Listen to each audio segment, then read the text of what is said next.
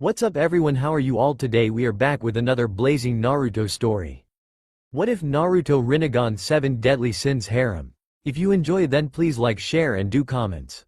Naruto yawned as he rose up from bed. Seeing Hinata's cute face was always a treat, and remembering their last night he had a big grin on his face. He was one lucky bastard. Kiba still couldn't get over the fact that he was hitting that. Hell, even Sasuke sent him jealous glances once in a while. Yup, he was lucky. Naruto laughed for no particular reason. It felt good to do that. The war has ended. Kakashi took the Hokage mantle for the time being. Everything has been going smoothly and peacefully. He finally had time to train at his own pace. There wasn't any present enemy to dread. No do or die situations. He and many others could finally take it one step at a time. For the past years he'd been going on mission of his own, choosing being a Sannin and arguably the strongest person on the planet. Kakashi gave him his fair share of respect. He occasionally went on missions when he wasn't busy S-rank only. The lower missions were left for the other shinobi. After all, even if he did them it would be boring, as the S-rank missions he had been doing felt like D-rank now. Nothing was a challenge for him except Sasuke and Lee in terms of taijutsu. Fighting the others was never satisfying. He had to hold back a whole lot. Against Lee he could let loose in taijutsu and hold nothing back. Lee went as far as using his 7th gate because of how much fun they were having. He couldn't really fight Sasuke without getting into trouble. The last time they tried to battle mountains fell in the opening clashes. Kakashi had to call it off. The village was clearly at risk if those two went all out. So far he had peaked, or so Kakashi said.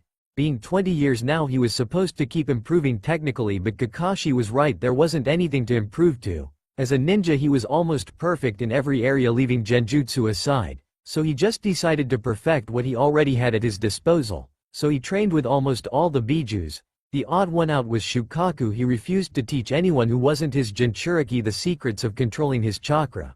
Although he did activate a small degree of defense for Naruto, it had nothing on Gaara's, but at least it was something.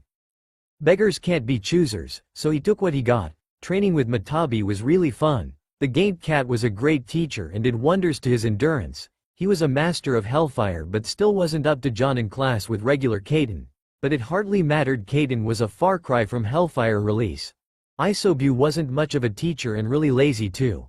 All he could learn perfectly was Iron Skin, channeling the Biju's chakra to his topper layer of skin, making it as hard as the Biju's scales. He could breathe underwater now and could use a few powerful water-style jutsus. Son Goku was his second favorite. Learning a different fighting style was always welcome, and the monkey fist Sarutobi and Roshi used was a very effective and useful kata. It took great agility, so Naruto had to take his body to its limits. But learning larva release was fairly easy. He must have had an affinity for fire-based styles. He had also tested his skills against the maid Terumi. Even though she was past her glory days she still had experience to back. But she ended up losing in her own playing field, saying Naruto was a walking magma. Son couldn't be prouder of him and more jealous of Kurama. Learning steam release was an entirely different story. Naruto seriously didn't see it as being useful to him, so he just learned a few basic jutsus to increase his advantage when he wants to do things stealthy. Same for acid release. He only took a handful of lessons with them, but he enjoyed training and learning from Chome the most. After all, futon was his main element and Chome was a master in the wind department. After 6 whole months of training and commitment with one biju, Naruto became a man worthy of the title Fujin. A walking hazard she called him. Gyuoki really taught him how to keep his cool and matured him up a lot. History lessons on all the nations and made him Sai's best friend. He could freely generate loads of ink, saving Sai millions of ryo and trips to the store. Kurama didn't need to teach him anything, he was already his Jinchuriki after all. Naruto smiled at his previous thoughts and walked towards the kitchen, fully expecting to find a stray cup of instant ramen. He immediately stops in his tracks and turns round with a kick aimed at the enemy he knew was behind him, but he ended up hitting nothing. He narrowed his eyes as he saw no one, but was soon covered by a bright with light. His eyes widened as he was unable to escape the white light. Hinata. Naruto's eyes fluttered open. He was about to yawn contentedly, but the thoughts of the past events rushed back into his memory. He quickly sprang to his feet and looked around, surveying the surrounding. For the second time he turned sharply again, launched a kick. In the process his attack was blocked by a solid hand. The force from the collision splitted part of the cliff that he was standing on. Naruto, it's me. Stop attacking, a familiar voice says. Even though he wasn't yet visible thanks to the smokes from their clash, it was still easy to tell who it was. Sasuke? What are you doing here? Naruto said, his eyebrows arched up to show his surprise. He set his leg down while Sasuke got off his defensive stance. I could ask you the same thing, Naruto. You always seem to find yourself in trouble. Sasuke said, earning a glare from the Jinchuriki. I thought you were still on the road to WrestleMania, Naruto said. Road to redemption. What is WrestleMania? Sasuke said with a flat look. Naruto shrugs carelessly and just ignores the question. His eyes widen as he felt a similar sensation. Sasuke, behind you. Naruto shouted with urgency clear in his voice. Boom. I don't know who or what you are, but you shouldn't try to hit me from the back. You will find that I have no blind spots, Sasuke said as the dust clears and the glow of purple tells Naruto that he's alright. The Toad Sage sweat dropped at his words. He was the one who was alert. The enemy literally just caught him by surprise. When the dust clears completely, Sasuke's Susanoo is revealed, a shining white figure in its hold. What the hell is that? Naruto thought as he couldn't explain what he was seeing. I didn't expect this, but your appearance changes nothing. Now tell me who you are and what you want, or I'll have to make you. Sasuke's Mangekyo Sharingan glowed as the final words escaped his mouth. The figure starts glowing brighter at a very fast and alarming speed. Sasuke let it go, it could be an attack. Naruto shouted, feeling a sense of danger from whatever the thing was doing. I'm fortified, Naruto. You should be more worried about yourself. Sasuke said, his eyes still fixed on the brightening light. He had deactivated his Sharingan since he would be rendered useless with it activated at this point. The figure exploded into bright white light. Sasuke shielded his eyes, so did Naruto, as Kurama chakra covered him immediately. The light slowly dimmed out of existence. So it was just light. Sasuke said. He had felt no impact and his Susanoo had taken no damage. How did it escape? I didn't loosen my grip for a second. Sasuke said, more to himself than the orange-wearing Jinchuriki behind him. Naruto released a sigh of relief. Boy, that was a close one. Told you to let it go, Sasuke, that was so scary. Naruto said with comical shivers, making Sasuke sweat drop, but then his face took a look of seriousness. Sasuke, have you noticed? I can't sense anyone from the village or any shinobi. I can't sense any chakra except the one in the surroundings. Naruto said with a frown. Sasuke nodded. He had noticed it as well, but he had assumed that they were far from home or civilization, but with sensory like Naruto's, if he wasn't sensing anything then it was certain. We are not in the same dimension we were once in, Sasuke said after deactivating hid Susanoo. Naruto's frown deepened. It could be the handiwork of Kagaya or another Otsutsuki. Sasuke completed the sentence with a bitter taste in his mouth. Kagaya was bad news. Anything relating or similar to her was the same. I can't feel any familiar dimensions even with my Rinnegan. I think the only way we could get home is through the way we came. The shiny thing. But it escaped and I can find 0 readings on it, Naruto said as he glanced around. Sasuke noticed for the first time that he was using Sage mode.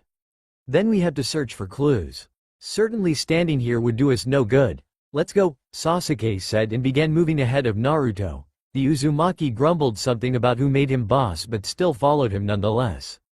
After walking for hours and finding nothing useful. Hours of Naruto constantly whining about his feet and fawning over everything orange that he saw, they were called to a stop by an explosion not too far from where they were. Oh, that cliff just got blown up, Naruto said with a chibi-headed flat look. It was cut. That's some crazy brute strength. Let's go check it out, Sasuke said and started moving before Naruto could respond. The Uzumaki just sighed and followed after him.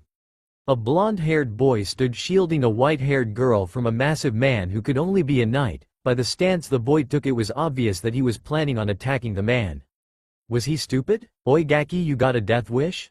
The boy, girl and knight turned to the direction of the voice, and there stood a 6 feet tall young man with blonde low-cut hair, an orange hoodie and black pants that looked oversized and reached just past his knees. His skin was slightly tan. He had blue oceanic eyes and 3 whisker marks framing each side of his cheeks.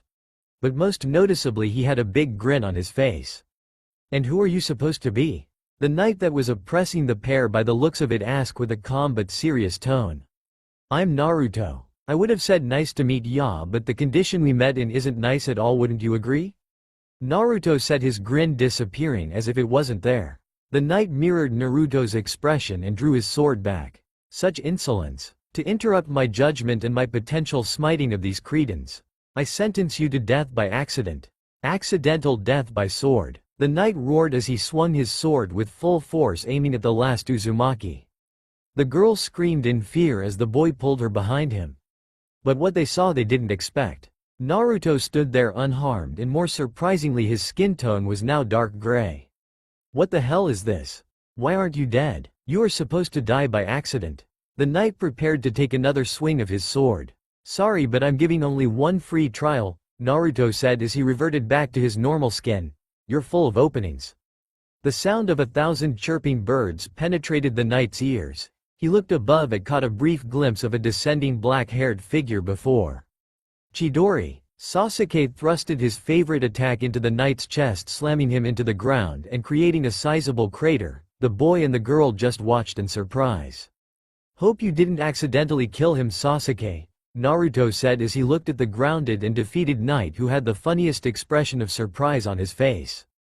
It would be quite ironic if I did, Sasuke said. He's alive, I didn't hit anything vital. But he'll most likely bleed out if he doesn't get some medical attention, Sasuke said as he intentionally stepped on the man when he walked past him. Where's Sakura when you need her, right? Naruto said, then bent down to examine the potential corpse of the knight. I'm not a med nin, I don't want to accidentally heal him completely, Naruto murmured, then placed a hand over the man's wound, channeled a little chakra, then stopped to examine the wound again. Looks like my chakra control training has been paying off. I've stopped the bleeding and healed him to a small degree. He's not gonna die today, I guess, Naruto said, standing up from his crouching position. So, why was that man trying to kill you and the girl? Sasuke asked, turning his attention to the people he just helped Naruto save. Well, it's because I'm actually the princess, so he wanted to dispose of me, the white-haired girl said, bowing her head in shame. Why would he want to kill a princess? Princess of what? Naruto then Sasuke said almost at the same time. She's the princess of this kingdom, the blonde boy said, answering Sasuke's question. What kingdom is this? Naruto asked the boy as soon as he finished answering Sasuke. What? Y'all ain't from around here, are y'all? Well, my whiskered friend, this is Leone's. She's Princess Elizabeth and I'm Meliodas. Meliodas said, surprising Elizabeth but not the two young men that stood before him. It was a gamble to confirm his suspicions. Nice to meet you, Meliodas and Elizabeth. Like I said earlier, I'm Naruto and this is my friend Sasuke. Naruto says, looking down to the sitting princess and short Meliodas. You're Meliodas? Elizabeth gasped in shock. You piece of chops. You two totally forgot about me. A figure screamed as it made its way out of the ruble. It was revealed to be a pig. Ah, that's a cute pig and it can talk. Taunton couldn't that makes it more adorable, Naruto said with Stars' eyes hugging the pig who desperately tried to escape the stranger's grasp. Meliodas silently watches the two strangers lost in his thoughts. They're also not surprised by Hawk's ability to talk. They don't know who I am. They don't know where they are. But they are powerful, no doubt. That black-haired guy has such an air of confidence around him, it's like I'm standing in the presence of Merlin. Those eyes. They're just screaming danger. I can't wrap my head around it, but it feels like I'm looking into an abyss. But he doesn't trouble me as much as that blonde does.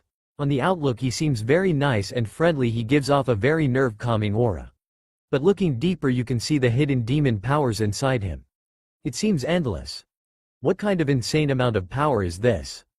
I haven't seen anything like it. I haven't. Don't look too deep, child, my power is infinite. A deep menacing voice suddenly spoke. An eerie snarl followed. Meliodas was about to question himself on where he was when two gained blood-red eyes with a black slit pupil. The eyes glowed in the pitch black surrounding Meliodas found himself in. Slowly the darkness was illuminated and there lay a hungry-looking enormous nine-tailed fox. A little steam escaped its powerful jaws as it opened its mouth slightly. Yo, oi kid, you can't just see Kurama without my permission, that's so rude, Naruto said with a childish frown. Meliodas was taken aback by the sudden change of surroundings. Was that all his imagination? But wait, that's its name? And yes, his name is Kurama, Naruto said, still holding Hawk and trying to look serious while struggling with the piggy. What are you guys talking about? Let me go, you freaky blonde. Hawk screamed as he made attempts to bite Naruto, but the blonde was able to avoid his jaws all the time. Wait, did you just say you're Meliodas? Elizabeth said, drawing everyone's attention. Kinda late for an outburst, don't you think? Meliodas said with a sweat drop. If you are the dragon Sin Meliodas, then I need your help to save the kingdom of Leones. Elizabeth said, earning an A from Meliodas. I know it sounds crazy, but I need the help of the 7 deadly sins as well. My father always told me stories of how the 7 deadly sins once protected the king and the kingdom in a whole. Then all of a sudden they just rebelled?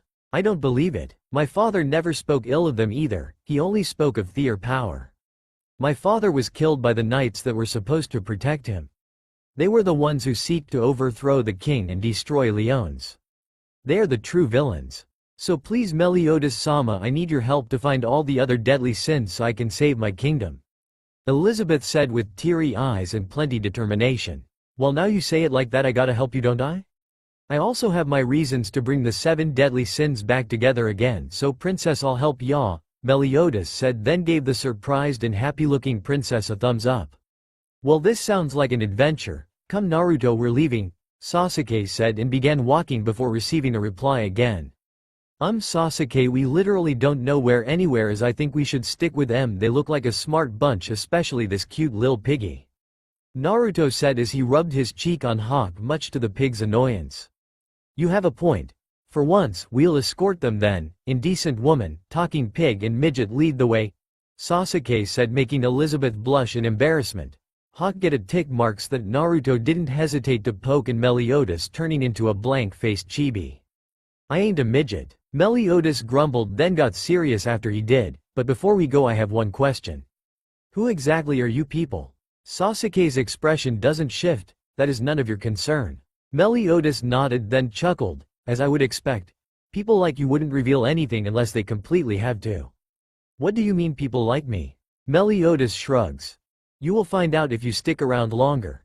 He helps Elizabeth up, then began to walk. He had to quickly pull out his sword and react to a surprise attack from Sasuke. What a curious sword. It's barely a sword even, but it was still able to withstand a hit from Kusanagi. As expected, you are not a normal child. That's if you were even a child, Sasuke said, making Meliodas smile at the last part. I almost didn't react in time. I take it that you're left-handed, judging from the power behind the swing. I had to use both arms to block it, Meliodas said, still crossing blades with Sasuke. I am one-handed and I gave you all the time in the world to react. Sasuke took his lone attacking hand back and sheathed Kusanagi. We should start moving, we have wasted enough time. Meliodas nodded his head in agreement and sheathed his blade as well and began walking with his hands in his pockets. Elizabeth immediately followed after Naruto hoisted Hawk off the ground and followed after them, getting no complaints from the pig. Sasuke followed last so he could keep his eyes on everyone. Wow, so you own bar, Naruto said as he got on top a table to get a better view of the place. Yeah, you shouldn't stand on the tables like that though, Meliodas said with a sweat drop. This poster has your name on it. There are other names. All 7 in total. I see these are the other deadly sins as you call them. Your poster looks nothing like you, Sasuke commented from a corner of the bar, going through the wanted posters pasted on the wall.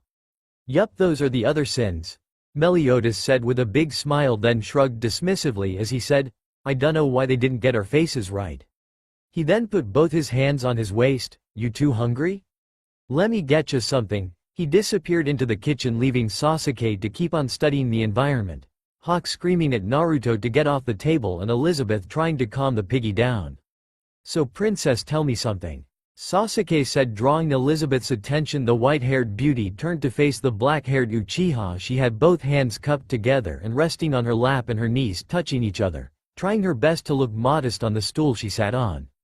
Sasuke deactivated his dojutsu so he wouldn't look too intimidating to the meek-looking girl. Are you going to stay half-naked in the presence of 3 men and a perverted pig all day? The question almost made Elizabeth have a heart attack. She had totally forgotten the conditions of her clothing. It was skin-tight and turned all over, and Sasuke was right, she was the only girl here and a princess at that. They must think so lowly of her now. Way to make a first impression, she thought ruefully. All these thoughts went through her head in seconds as she had already jumped off the bench and raced away with the trademark anime, eep, to find some decent clothes.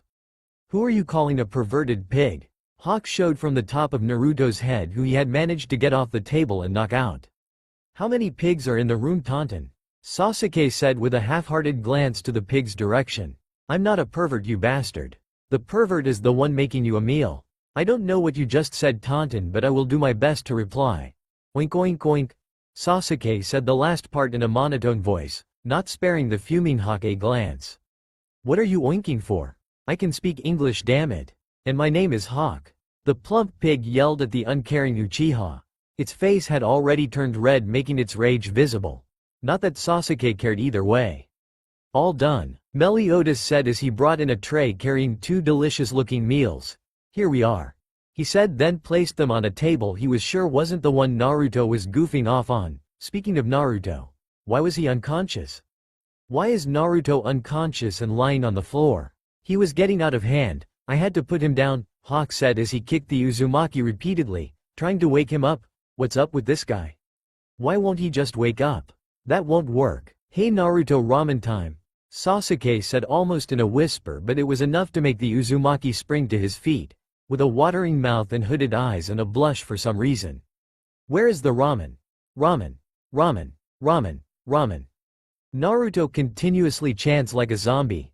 This time a bite on the calf from Hawk was enough to wake him. Ouch. Oh Mama Lucy Heartophilia. Naruto screamed in pain. Who's Lucy Heartophilia? Sasuke asked with an eyebrow arched. Who? Naruto abruptly stopped screaming to answer him.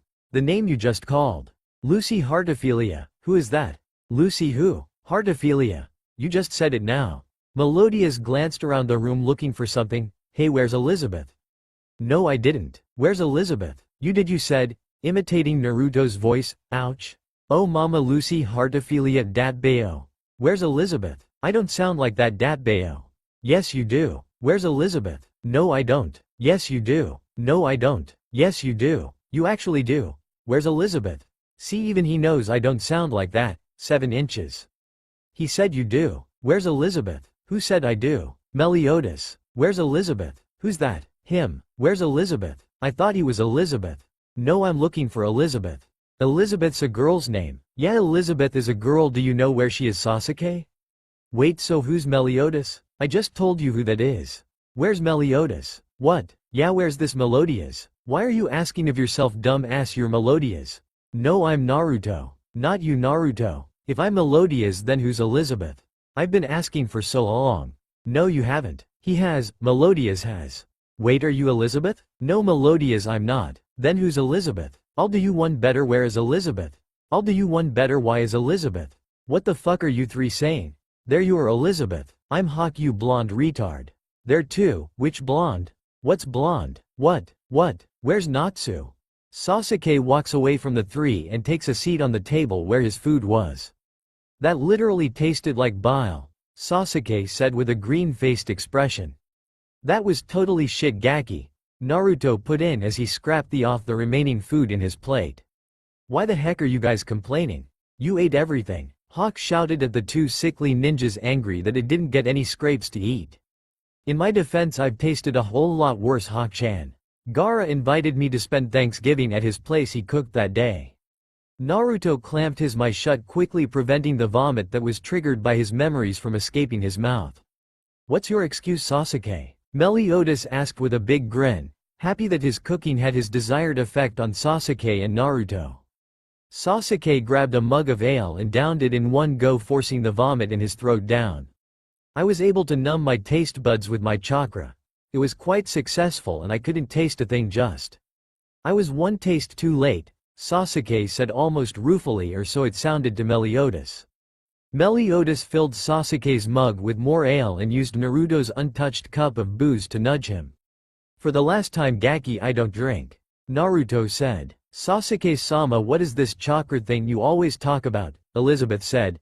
Meliodas had helped her to find some decent clothes. Well, he had helped her after he groped her. But for some reason, even in the bar uniform that Melodius gave her, she knew Sasuke still didn't approve of her appearance. Hawk seemed okay with it and Naruto seemed indifferent. It is the source of our power. I've also noticed that you too have something akin to it within you, Sasuke said, directing his gaze towards Meliodas, said Hawk. Nah, make that 3. Elizabeth has this energy too and hers is gr goddammit Gaki, I said I don't drink. Naruto shaked a fist at Meliodas with comical anger. So anyway, where are we going? To find this 7 deadly sins, or are we just going to sit here? Sasuke asked, then took a sip from his drink. We are searching for, of course, but for now we are going to the city of Bernia, Meliodas said as he massaged Elizabeth's ass from behind said princess. Hawk. Naruto signals the pig to the situation. The pig leapt over the table and headbutted Meliodas away from the princess and began screaming curses at the captain of the 7 deadly sins. Bernia is most famous for its delicious ale. It's the best in all the lands, Meliodas said as he wiped the blood falling out of his nose. Mostly likely Elizabeth was the one who did that to him, not Hawk. Sasuke nodded and continued enjoying his drink. Naruto tried to sneak up on Hawk while Elizabeth did her best to make herself invisible to Sasuke. Right here we are, oi Naruto. Sasuke, where are you guys going off to? Bernia is this way, Meliodas said and pointed towards the city from a window in his bar. We have business to attend to. We'll be back before the day ends if we come back. Let's go Naruto, Sasuke said as he walked towards the door of the bar followed by Naruto, who waved at the trio behind them, especially Hawk. Oh okay guys, but at least wait for Hawk Mama to lower herself. So you see, Meliodas wasn't allowed to finish his words as Sasuke opened the door and the 2 ninjas leapt off the giant green pig. Naruto-sama, Sasuke-sama. Elizabeth screamed in fear as she ran towards the door, expecting the worst only to see the ninja pair walking casually towards the woods. But, how? Elizabeth asked no one in particular. I guess they're fine. Let's go get that ale, they'll be back, Meliodas said confidently and closed the door. Elizabeth smiled and nodded her head in agreement. Naruto and Sasuke were still walking in the woods in silence, knowing that at this point the only words they had would be inspired by frustration. They initially intended to begin searching for clues that could lead them to the glowing figure that stole them from their dimension. Then Sasuke suggested they review and analyze the situation first. They had first questioned the location. Why here? What was so special about this dimension that it chose to bring not one but the both of them here? Then it hit Sasuke. It had nothing to do with the choice of dimensions. It didn't matter where they were or where it had put them. No, what mattered was why it moved them here. If this was the doing of an Otsutsuki or any hostile, then it could only mean that it was trying to remove the truth, and possibly only 2 individuals powerful enough to stop it, and it had succeeded in doing so. In other words, Konoha was in danger. Kagaya Otsutsuki was a threat to the entire world, and it took the combined efforts of Team 7 to seal her away. If another Otsutsuki like Kagaya was behind this, then their world stood absolutely no chance without the seal that they possessed. The train of thoughts Naruto was having made him tighten his already balled up fist. Being angry wouldn't help in any way, but he couldn't help but be angry at how easily he was just taken by this foreign being. He was certain Sasuke put up more of a fight. Naruto. This is the 5th time I'm calling your name. You zoned out again, Sasuke said, sounding calm as ever despite his worries. It wasn't easy to hide his frustration, but at a time like this someone had to be cool-headed, and it certainly couldn't be Naruto. It's just damn. I'm worried about our dimension. Thinking about what you told me, it all makes sense. Naruto said. His voice sounded too dull to be his. Had he lost hope, or was he just trying to control his emotions somehow? But neither mattered anymore as Sasuke remembered something he couldn't believe he had overlooked. Summon a toad, it'll tell us whether our suspicions are correct. I am the only one who uses snake summons in Konoha apart from that crazy woman, and I doubt she summoned anyone with a fully developed brain. That boy with the scarf is always on missions, so I think he would have summoned a... Sasuke had to leap backwards as Naruto's excitement got the better of him and he couldn't stop himself. Kachiyose no jutsu. Naruto screamed, the expectation in his voice very noticeable. A mass of smoke appears out of thin air that waved his hand using the wind around him to push the smoke away. He smiled like an idiot when he saw what he was expecting. Yata. Gamamatsu. I'm so happy to see you. The yellow toad with red pattern adorning its body stared at Naruto confused. Why? What do you mean why? Didn't you guys notice your primary summoner has been missing for almost a day? Konohamaru must have noticed. He stops by at my house every day. You didn't even notice? Naruto said with a massive tick mark bouncing up and down as he yelled at the much bigger animal. It was funny how his mood changed so quickly, 1 second gloomy, the next bouncing up and down like an idiot. Well, it's still morning, so I don't think he'd be visiting you this early. Why can I sense no chakra? Gamamatsu said in its usual polite voice, peering over the chakraless forest with curious eyes. Toad, what was the time before Naruto summoned you? Sasuke asked, sounding more curious and disturbed than usual. Well, lucky for you too, I'm an early Toad. It was 6:02. Why y'all asking anyways? Gamamatsu said, causing Naruto and Sasuke's eyes to widen in shock. That was impossible. How could it still be 2 minutes past 6? This was just impossible. Sasuke, when I woke just before I was captured, the time was a minute past 6, Naruto said, looking more shocked than Sasuke. Then it's obvious. 1 minute in our world is a day over here. Sasuke said with as a frown slowly creeped onto his face. Was this the reason why they were taken to this particular dimension? But how does it work in the enemy's favor? If the target was Konoha or their world, why send them to a place where they would have almost all the time in the world to find a way to return? Unless they couldn't return and the enemy was a sadistic bastard who wanted them to have all the time to try and try again but end up failing at all times. Wait, return. Reverse summoning. Naruto, tell the Toad to get its chief to reverse summon you to our world, then you can convince that crazy woman to do the same for me. Oi Gamamatsu, I need you to return to Mount Myoboku and get Pa or Ma to reverse summon me there. I'll wait for 30 minutes in your time. If it isn't done by then, I'll assume that it didn't work and I'll summon you back here and explain everything, Naruto said, addressing the Toad in serious tone for the first time. Gamamatsu knew better than to question his boss and just nodded and dispelled the jutsu, returning to Mount Myoboku. Now we have 1 month to kill, Naruto said, trying to lighten the mood. Naruto. You were saying something about the princess, but you got interrupted before you could finish. What was it? Sasuke said while Naruto watched leaves rustling in the wind. He stretched his hand out and caught one. I was going to say. Her power is greater than that of Meliodas. It exceeds his by a crazy amount. But it seems to be locked away in the depths of her. It was beautiful, Naruto said and chuckled a bit at how corny he sounded, but his amusement quickly faded away. But I noticed also. Meliodas' power spiked when I mentioned Elizabeth having some energy within her. I don't know whether it was surprise or alarm, but the fact that he immediately offered me a drink as I was in the process of finishing my sentence, I could only think it's the latter. But you already know this, Naruto said, letting the leaf he captured fly with the wind once more. You changed the subject as soon as Meliodas stopped me from saying any more. It's unlike you to just blurt out questions so openly, and even if you did, the coincidence of it all makes it less believable, Naruto said, not bothering to check Sasuke's reaction, knowing the Uchiha would still have the same blank expression he always wore.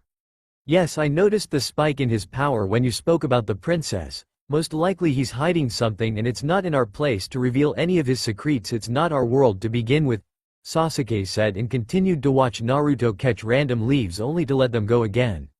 They stood there in comfortable silence, neither eager to go anywhere. They were okay with just passing the time in silence. Naruto didn't stop his leaf-catching game and Sasuke just watched the sun and the entire environment, trying to find anything off about this dimension. But it all looked fine and good, nothing out of the extraordinary.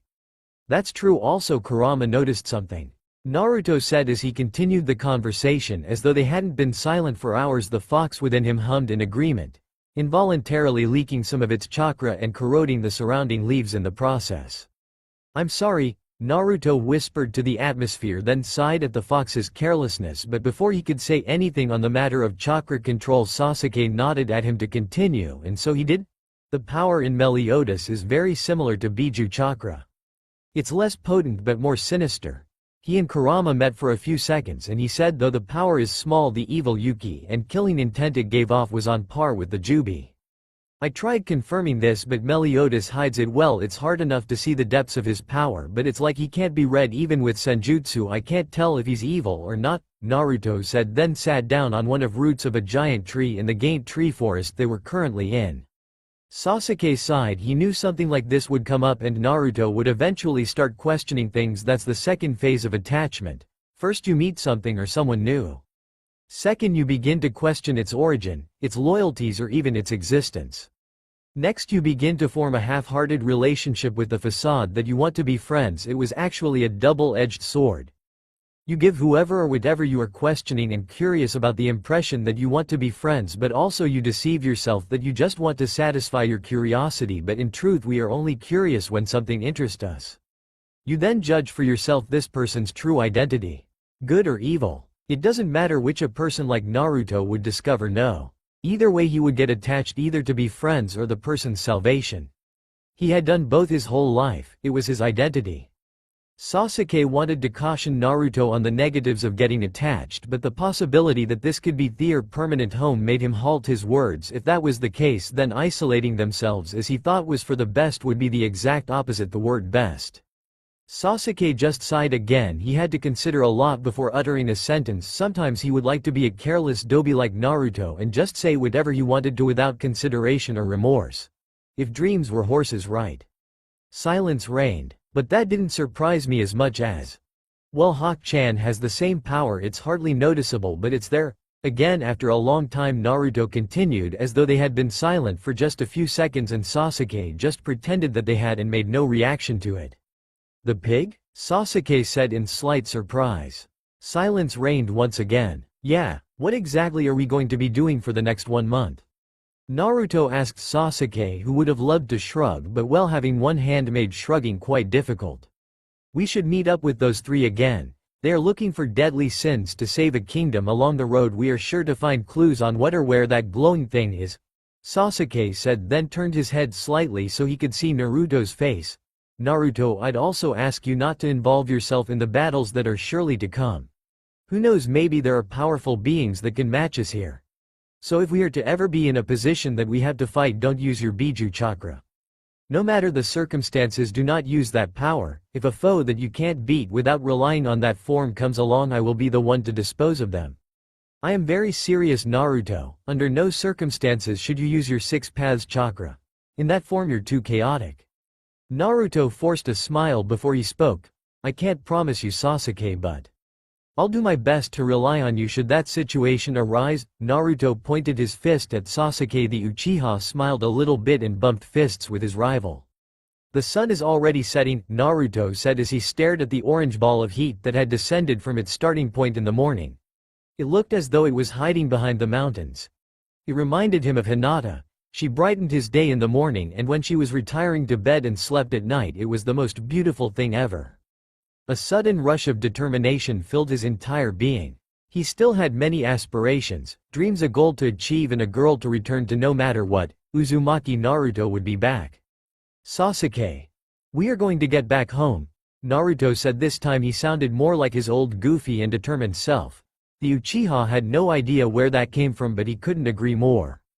Damn straight we are. The boar's hat was filled with activity and celebration. People were singing, dancing, drinking, and most of all they were screaming praises to Meliodas for saving their city or returning their water. Elizabeth was struggling to adjust as a waitress. She had spilled the 14th tray of food now.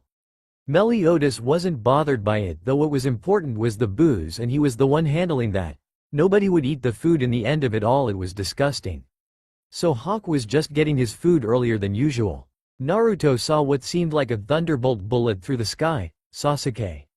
I'm standing here with you, why are you looking at me?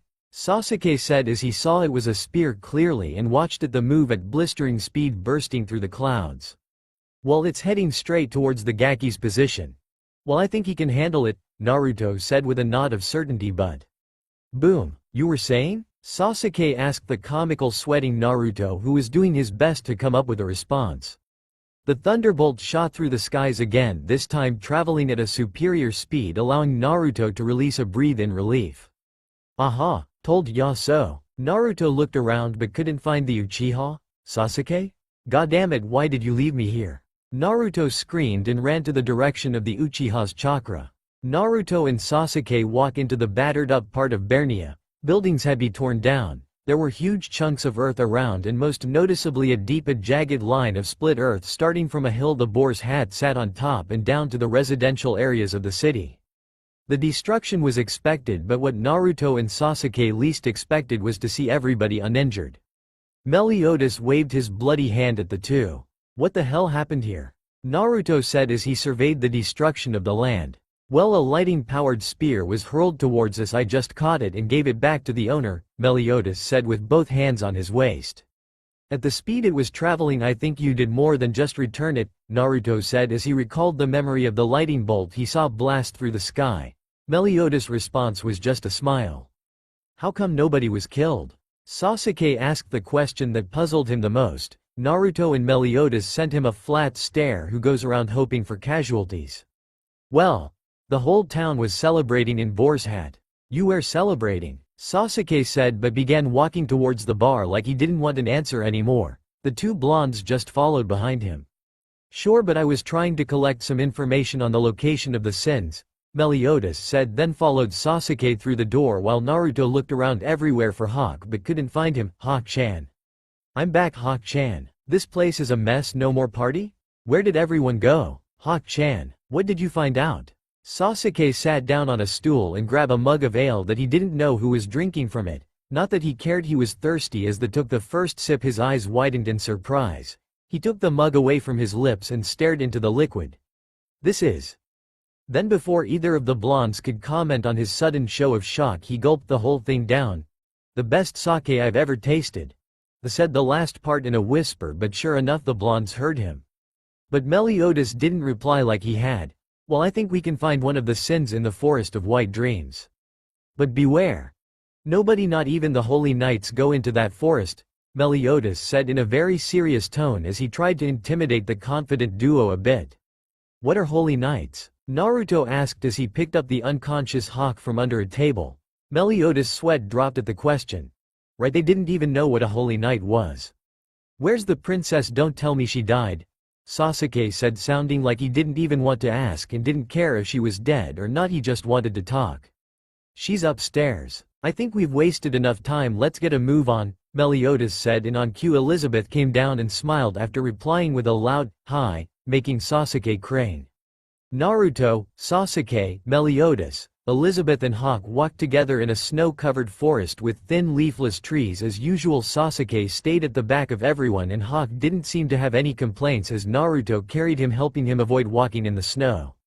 Okay, I see a forest. I see white snow. But still no dreams, Naruto said, then hopped on a rock and then back to the others just for fun and also to show off his gymnastics to Hawk, who couldn't see anything as the blonde carried him while throwing his stunts. How do you know one of the 7 deadly sins are here? Sasuke asked, looking at Elizabeth as he did for some reason, making the princess blush in embarrassment. I don't, Meliodas said way too casually. You what? Sasuke said as he turned his eyes to the back of the moving Meliodas. I'm not sure if one of the sins are here, Meliodas said casually, but still watched Sasuke from the corner of his eyes. Oi Sasuke, we might have a problem here, Naruto said, making everyone halt. I accidentally dropped Hawk-chan and he just kinda multiplied, Naruto said, sweating comically as the hawks circled around him, each screaming that they were the real one. Meliodas-sama, Elizabeth said, but her voice was echoed, making the captain of the 7 deadly sins raise an eyebrow as he looked her direction. Looks like Elizabeth has been multiplied as well, Meliodas said, and smiled a perverted smile for a reason Sasuke didn't know. The Uchiha finally spoke. What are all of you talking about? I see only one Elizabeth and one Hawk. The rest are just some rag-dressed freaks. Meliodas looked at the Uchiha's eyes and to his surprise he saw what Elizabeth had described to him as the scary red eye, but he wasn't concerned about the appearance. What made him feel uneasy was the immense power that was pouring out of Sasuke now his dojutsu was active. He had underestimated the Uchiha's power, and from how Sasuke and Naruto acted towards each other, that meant he had underestimated Naruto as well. These two couldn't be human, it wasn't possible. What do you mean rag dress? Naruto couldn't finish his question. He was cut off by Sasuke once again as the Uchiha pulled out Kusanagi. A shroud of lighting covered his entire body, but the lighting quickly coursed from him to his drawn blade. Naruto. Meliodas grabbed that Elizabeth and Hawk. Naruto didn't need to be told twice. He quickly grabbed the pig Sasuke pointed at, and Meliodas grabbed Elizabeth, who resisted being carried, confirming that it was her. The time seemed to slow down and everything was quiet as Sasuke slashed the air with Kusanagi. Raijin Kyoto 1. It was instantaneous, but still none of them had missed it. A mighty lighting arm wielding a lighting bolt. The arm released a thunderous swing of its thunderbolt-shaped weapon, and after the sight-blinding attack it disappeared as quickly as it appeared, and to all Thea's shock, even Naruto's. So had the half of the forest that Sasuke was facing. He had leveled it to nothing. It wasn't the time for words. Hawk was beginning to review his opinion of the Uchiha. Naruto was getting excited at the prospect of fighting him. Elizabeth was awed, scared and embarrassed all at once. As for Meliodas, he just smiled. At this point Sasuke was in a league of his own, which meant he needed answers quickly. Making Sasuke an ally would undoubtedly help him, but the question was, what did the Uchiha stand for? He just murdered those imps without batting an eye, and also he didn't know what they were. He would have done the same, but was it that Sasuke was similar to him and didn't hesitate to spill blood when the cause was right, or was he like someone he wished he could forget for a day that cut whatever that was in his way down just as long as it meant he won? Come to think of it, they shared a physical resemblance, but unlike him, Sasuke's eyes didn't show emotions so cheaply. It was like a mixture of he and that guy, which made Sasuke all the more dangerous. He was a wild card. He could be one of his biggest assets or his biggest threat. He turned to Naruto, who was looking excited for a reason he did not know. Sasuke was confident, and with this show of power he had reason to be, while Naruto was carefree, a little bit like how he was but that fox. His brain had convinced him that he had imagined the amount of power It must have been his imagination. That kind of power was not possible, not for humans.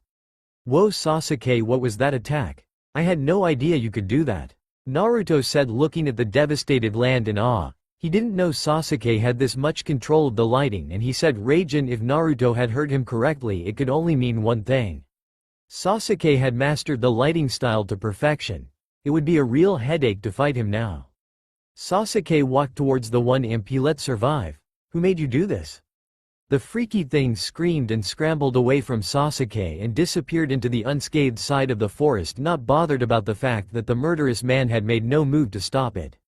It was a prankster imp there. What makes this forest dangerous with their illusions? Let's chase it, it must be going somewhere, Meliodas said, and led the way. The rest followed behind him.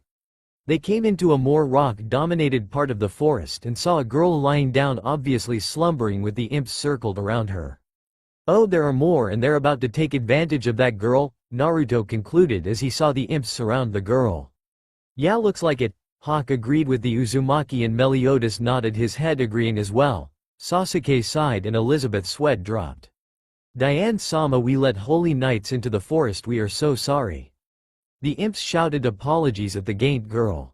Whoa, she's big, Naruto said. Naruto then nudged Elizabeth. Oi Elizabeth-chan, guess what I got that's big enough for her, Naruto said with a sly smile. Surprisingly, Hawk just stared at Elizabeth with expectation. Meliodas immediately turned to face the princess. Hell, even Sasuke was watching keenly. Some imps also turned their attention to the blushing princess. Go on, answer him, Sasuke said, much to Elizabeth's surprise. But before the princess could answer, the giant girl's eyes snapped open. She rose to a sitting position and whispered the words Holy Knight with disgust. She quickly swung her arm and snatched Meliodas, who didn't react at all. Holy Knights, huh? Meliodas-sama. Elizabeth screamed in fear. The giant looked so strong it could squash Meliodas like a bug if she wanted to. Oh no, she got Meliodas. Hey you ugly gaint, put him down, we're not holy knights. Sasuke. Naruto, do something. OMG, she's wearing orange, Naruto said with love hearts as eyes. She's very cute, I like her pigtails, Sasuke put in.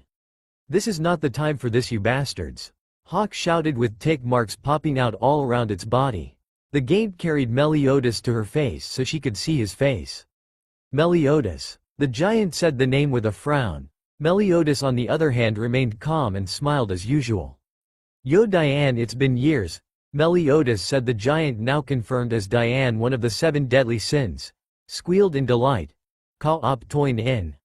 She hugged the tiny leader to her face and nuzzled into his whole upper body. This is one of the 7 deadly sins?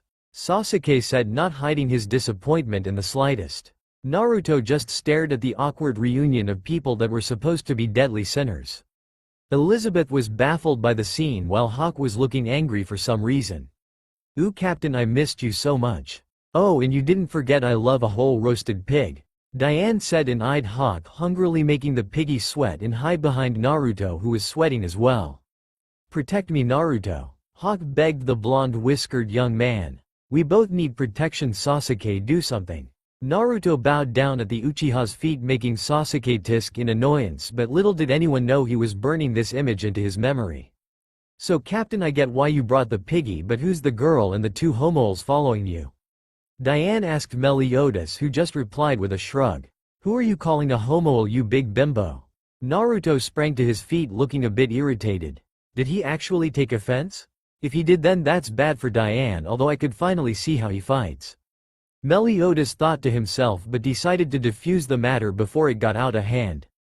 Naruto, don't overreact. Getting so riled up only makes it more believable, Sasuke interjected before Meliodas could. The Dragon Sin was grateful to the Uchiha for that one. Naruto just folded his arms and murmured curses under his breath. They're not gay, Diane. The girl's Elizabeth and the blonde is Naruto, while the black-haired one is Sasuke. They're all traveling with me, Meliodas said while Diane's eyes were still fixed on Naruto, angry at him for calling her a bimbo too. What are you looking at? Naruto stared back at her dangerously. He couldn't believe such a cute girl had the guts to insult him, and even worse, she was wearing orange while she did it. He loved orange. But today orange had ridiculed him. It was like a kick to his oranges. 3. Captain, permission to beat your friend to a pulp. Diane balled her fist and seemed eager to pounce on the Uzumaki.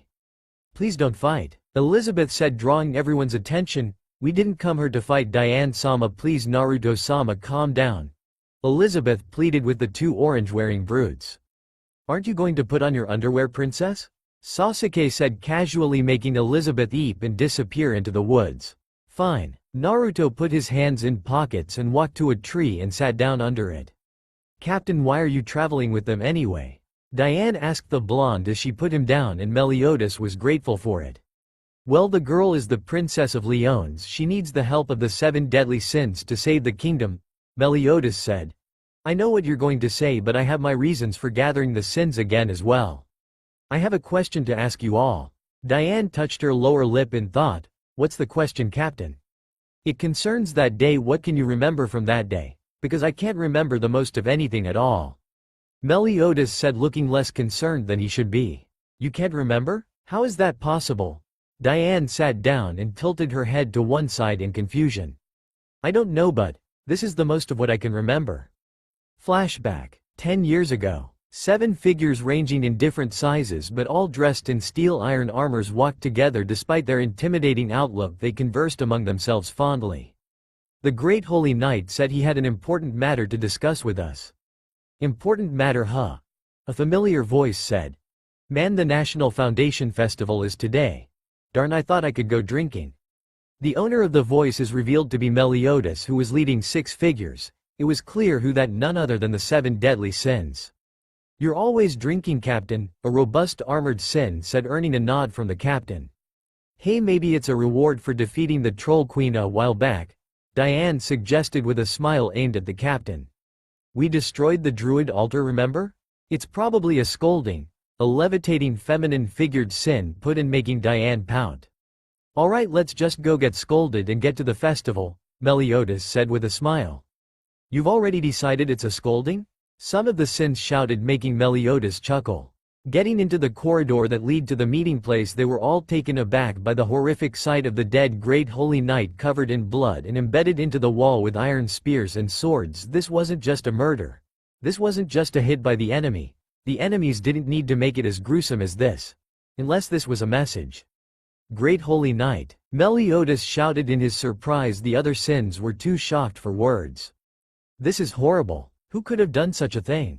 Diane said, finding her words, and the other sins followed in with questions of their own. More importantly, why was the Great Holy Knight targeted? The Great Holy Knights are god of war-like entities. To kill someone like that is equivalent to treason. A surge of magic washed over the room, making all the sins get on alert. What's with this timing? Diane said, finding it curious that just as soon as they found the Great Holy Knight like this was happening? What's this? 200? No, over 300. We're surrounded by the Knights of the Kingdom. Magical attacks began to be fired at the building, damaging it easily and making the sins panic. Shit, Captain, they're attacking. Meliodas had to think quickly before the building came down on them. We'll have to make a break for it. We'll figure this out later. For now disperse, we'll regroup later. Meliodas shouted his order to the Sins. They all chorused, understood, before scattering. But just before Meliodas could make his move to escape, a figure came from behind him saying, "Sorry, Captain." And before it could react, it all faded to black. End of flashback. That's all I can remember before I blacked out. When I woke up I was inside a hole somewhere. That's when I met Hawk.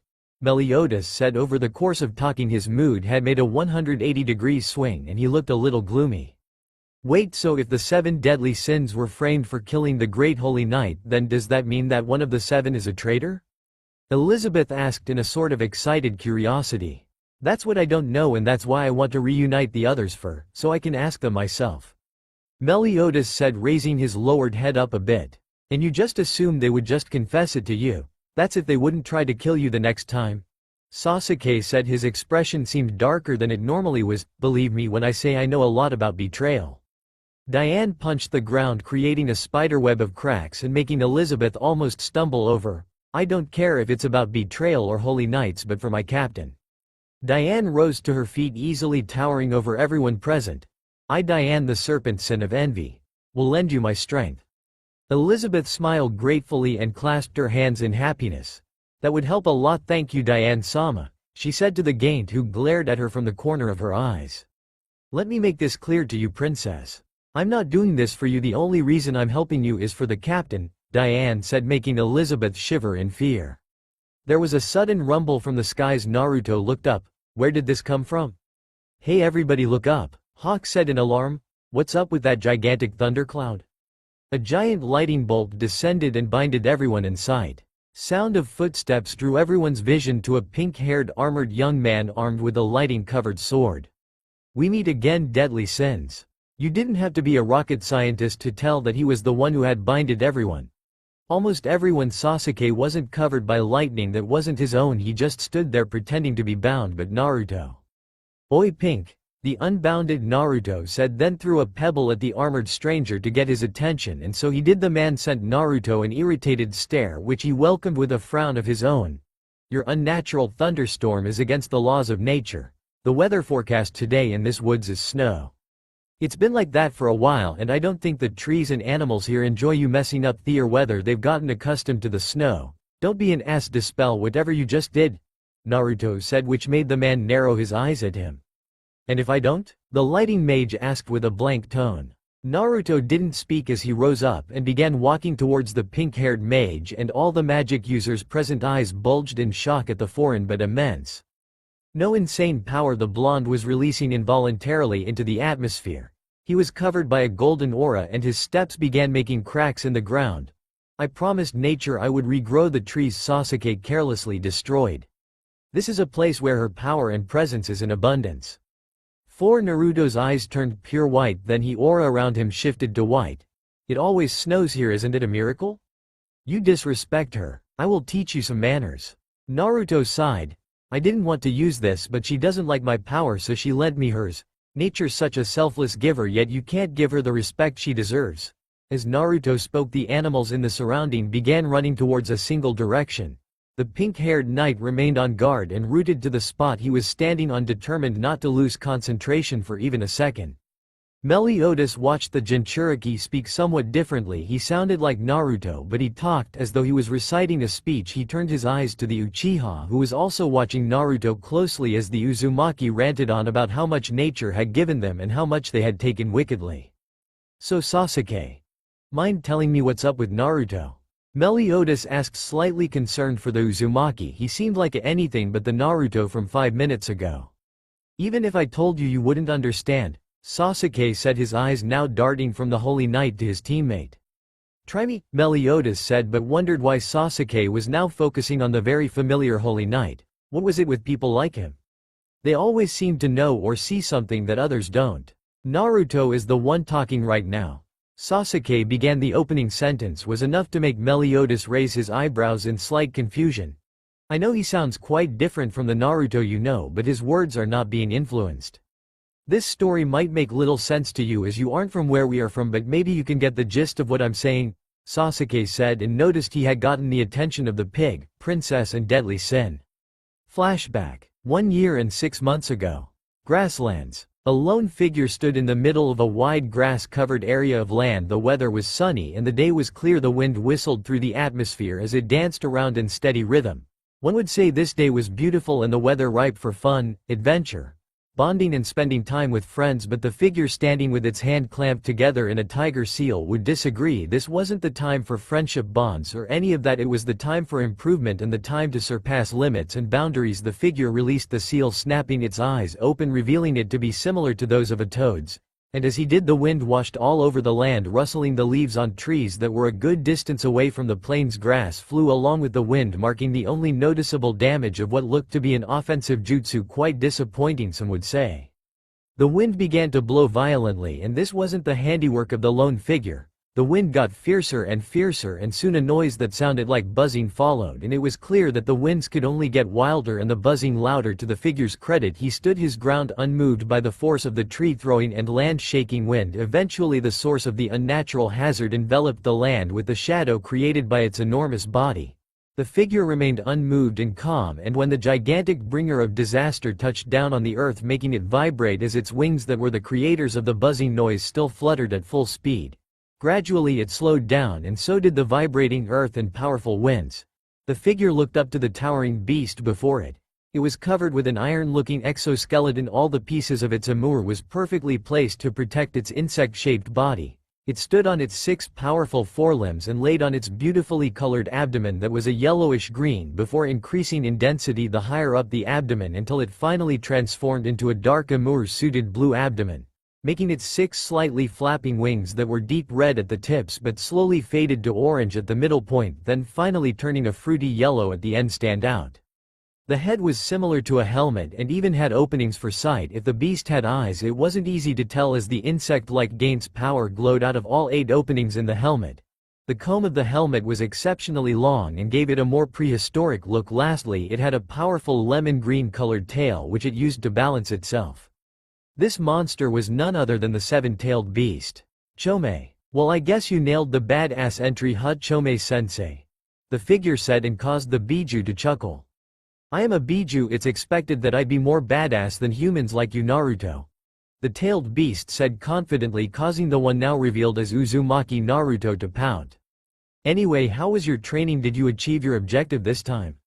Naruto gave the Biju a big grin and a thumbs up. You bet ya ass I did. Each and every one of the blades of grass has been cut at exactly the middle. I bet even you can't do that, Chome-sensei. Naruto said, and did a celebratory dance and wiggled his behind excessively to annoy the Biju, who couldn't really satisfy his aim due to its permanently expressionless face. Yes, Naruto, I agree that in terms of wind manipulation you must be the greatest to ever live, but you know exactly why you can achieve this feat no normal human can. You are a sensory-type nin, so it's easier for you to sense and pick out chakra to a degree that others can't. Chakra is in the air, it's everywhere, and that's the first thing that makes this type of training only possible to your ninja type. Using your sensory skills you were able to single out all the blades of grass in the vicinity, but that's not all there was to it. You had to concentrate on every one of the blades of grass you singled out. For a normal nin that would be impossible no matter how powerful you are. Even the Hyuga's famous Byakugan can't concentrate all the blades of grass as if staring at each individually, even though they would be able to see it. Actually keeping an eye on them all is impossible. No human mind can manage to multitask itself that much. But thanks to your Sage mode this has become possible. Using Sage mode you have chakra very similar to the one in the surrounding the toad. Kada takes advantage of that and bends the chakra around it to some degree.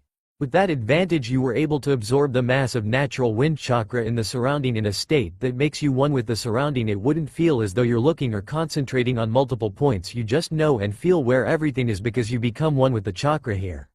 You see that face you just made makes me think you aren't following me at all. The tailed beast said flatly at Naruto, who waved but his hands denying Chome's claim. Nah, it's not that, sensei, it's just… well, it is. I kinda don't understand the chakra absorbing side, Naruto said and scratched his head to show his confusion. I was getting to that. Ninjas affect the chakra in the air. Not only ninjas but everything alive affects the chakra in the atmosphere. When training in Mount Myoboku you must have noticed that the atmosphere was strange and absorbing it had risk, no? This is how senjutsu works. There are different kinds of summons and some of the majors have sage arts. The two you must know about is Gamma and Habi. After training for mastery of senjutsu, have you ever wondered why the toads insisted that you could only learn it on their soil? Naruto shook his head, signaling negative. The Biju wasn't surprised. Naruto didn't take time to ask himself any questions, so it just decided to continue, of course. Well, the reason is because they wanted to expose you to the chakra in their habitat. Constantly staying in an environment causes the chakra to change. Sort of shift. This is why there are more than one type of sage mode, because of the different types of natural chakra. In places that aren't inhabited by living things, the chakra seems pure. The toads have affected the atmosphere and chakra of Mt. Myoboku from years of residing there and exposed you to it. It's more difficult to control as it's foreign to you, and the risks of failure turns you into a toad, as it should only be a toad's chakra and not for human use. Now we all have chakra filters that purify chakra and make it usable to us. For example, in your fight against the young Uchiha, you explained to me that he absorbed Kurama's chakra without being affected. There is a reason why Jinchurikis are special. It's because Biju chakra is poisonous to the human body. But with the use of Rinnegan, he was able to quickly convert that chakra to his. You know of Kinkaku and Ginkaku, they too ingested Kurama's chakra and it almost killed them. They were lucky to survive. Another is Sora the boy Kurama told me of. You can see how much it affected him to use Kurama's chakra. Also, you must have seen it for yourself when you were still an imperfect Jinchuriki, the toll it took on your body to use it as well. It also poisoned Sakura-chan. Naruto said and looked attentive for once, making the Biju to smile mentally. Yes, humans' chakra filters can't normally control Biju chakra. That's why Jinchuriki are selected at a young age, so the child can adapt to our chakra. But unless we are willing to work with our host or get defeated by said host, he or she can never fully adapt to our chakra. Why?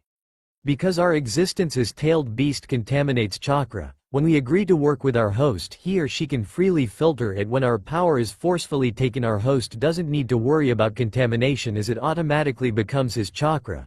You must be wondering how you were able to share your Biju chakra with your friends in the war. Well, it's simple. You had purified it by becoming a complete Jinchuriki, so it was safe for human use, so as long as you are the direct source and not Kurama himself. Like I have already said, everyone has a chakra filter. The Rinnegan helps to convert chakra, but natural chakra doesn't fall in its list of convertible chakra. It's not supposed to be controlled by humans. Your species shouldn't be able to absorb chakra from the atmosphere without it physically and mentally affecting you. Example, the Beastman Jugo. I know it's confusing, but let me put it this way. You all have chakra within you. The earth has its chakra, Bijus and other beings do as well.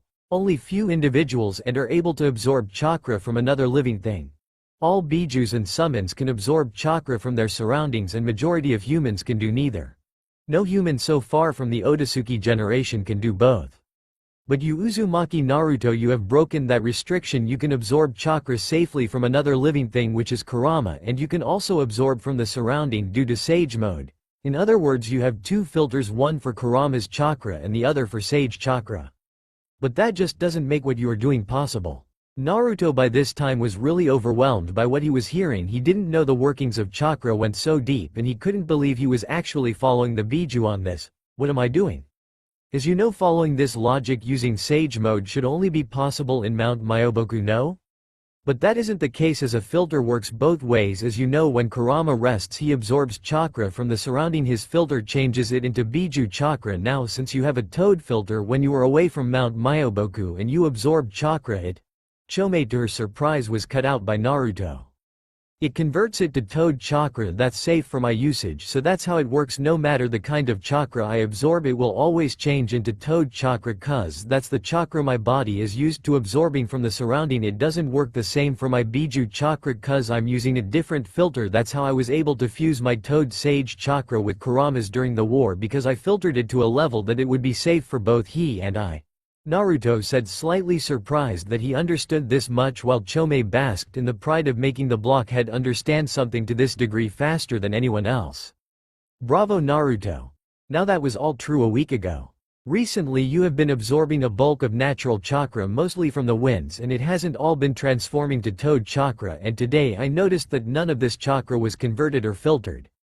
You have been absorbing natural chakra and have been utilizing it as is. What I'm trying to say, Naruto, is that you have developed a third filter. Naruto's eyes widened. He was too stunned for words and couldn't believe what Chome had just told him. Nani? But how is that even possible? Naruto said, concerned and confused. He'd been using a different type of chakra without noticing it. What if it had side effects like Senin mode? What then? Hagoromo-sama gave you and the Uchiha boy 6 paths chakra, which is natural chakra in its own right. I'm sure you are wondering how your friend was able to utilize it. Well, it's easy. He's Indra's reincarnation, so he can utilize just that form of natural chakra which was shifted and changed by Hagoromo-sama's presence. One is the reincarnation of the son of the sage of 6 paths. You can control that form of natural chakra easily, but even Hagoromo-sama himself couldn't control the raw amount of pure natural chakra that hadn't been influenced by his own chakra like you just did. You have found a way to control chakra that's not yours and isn't Biju or Gamma by creating another filter for it. This filter doesn't transform the chakra or reduce its potency like the others do, so you can use it safely. It just makes it possible for you to absorb it and somehow makes it safe for usage without altering it like your previous filters do. The old man spoke about something like this. The only other person that had a filter like this was Kagaya Otatsuki. Like it did her. Using this chakra will affect you character-wise and change your perspective of things. I have a special training to help you switch off your chakra filter. With this method you can stop this new filter from absorbing chakra and isolate it. This way you won't be affected by the influence of it, but you would have to end your Futon perfection training here, because it might be triggered by using or absorbing wind chakra. It's either that or you succeed in influencing the chakra's effect on you, limiting it as much as you can so it doesn't consume you. Kurama's chakra would be able to expel it and restrict its invasion of your mind and body. It's risky though, since we don't know how powerful it is. You have to make a decision, Chomei said while Naruto sat deep in thought and remained unmoved for a long time, trying to weigh the risks, pros and cons of it all until finally. I hadn't noticed I was using a different chakra while I was training. But looking back at how I felt, well, everything felt so right and life was clear to me and I felt at peace for the first time in a long time. I know it's reckless of me, but my gut is telling me to let her in, Naruto said with a soft smile. It felt so much easier to express himself. Let who in? Chomei asked. Huh? Let who in? Naruto replied dumbly as if he just got out of a trance. He shook his head and massaged his forehead, releasing a groan. Ouch, that hurt. Damn it, Chomei-sensei, why did you have to confuse me there? The Biju just stayed quiet, staring at Naruto if it had any eyes. What's the matter, Chomei-sensei? Why are you staring at me like that? Still the Biju didn't respond. Chomei-sensei. Oi, Chomei-sensei. What's going on? Chomei-sensei. Naruto. Your eyes, they're white. Eh? End of flashback. Wait, so who is Chomei? Meliodas asked the Uchiha after he had concluded his story. Sasuke frowned. Of course he wouldn't understand. What a waste of time. Just kidding. I swapped this chakra with magic and I managed to make sense of what you said, Meliodas said with a smile that Sasuke was happy to ignore. But despite the power this form grants him, there is one flaw. He can't attack anyone no matter their intentions unless he's attacked first. That's why he hasn't done anything. It's because he simply can't, Sasuke said audibly enough for the Holy Knight to hear. Then this is my chance to end this man and his immense power with one quick and deadly attack. The Holy Knight poured more lighting magic into his sword. The lighting blasted wildly around his weapon and the ground he stood on began breaking apart from the power he was releasing. He aimed for a swift finish, one swing for this man, then he could concentrate on his real objective, the 7 deadly sins. He launched himself forward, tearing the ground apart as he did. Gilthunder, don't! Elizabeth screamed at the Holy Knight. She recognized as his sister's personal protector and friend of her family. Gilthunder? That name is familiar, Meliodas thought, and began thinking where he had heard that name or how he should know this boy. As the pink-haired mage attacked, he didn't expect Naruto to suddenly appear in front of him, giving him no room to make a swing. It all happened in an instant, but it was slow motion for him. The Uzumaki cocked his fist back as he did, wind so potent it became visible as it twirled around Naruto's hand until it was having a faint glow of white. But before the Holy Knight confirmed as Gilthunder could completely admire it, it hit him. Literally hit him. The speed of the punch coupled with the immense force tore through the sound barrier as it hit Gilthunder. If it was aimed for his head, Naruto might have punched it out. Luckily, but still unfortunately, he was hit in the chest and his ribs. Crack. Yep. The razor-sharp wind chipped through his armor and mercilessly bit into his flesh, scarring and cutting him multiple times in a single go. Gilthunder vomited a glob of blood before he was launched away, slamming into rocks and taking down trees as did. Then the pain came. faintly increasing until the response of excruciating pain was heard, a loud ear-drum-piercing scream in agony. It's true that I can't attack unless attacked when I am like this, but that doesn't mean you will be allowed to complete the attack. All I need is an attempt, Naruto said, even though Gilthunder would be the last to hear him over his own screams. It's a good thing I cleared the animals from there that could have killed some. Naruto exhaled and deactivated his white Sennin mode and murmured thanks to nature before he turned to his friend and fellow travelers. What? So you use wind magic? Nice, but I think you might have underestimated your opponent, Meliodas said, and on cue Gilthunder appeared at the side of Naruto's sword on the swain.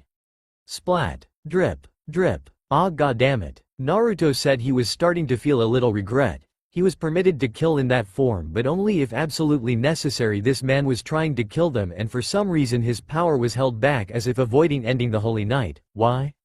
Fuck. That looks like it hurts, Meliodas said and coughed up the blood in his throat. But it actually doesn't. Or maybe it hurts so bad I'm not feeling it. Meliodas-sama. Elizabeth screaming and struggled to try to move to the grounded Dragon Sin, who had jumped in the way of Gilthunder's sword, protecting Naruto but injuring himself in the process.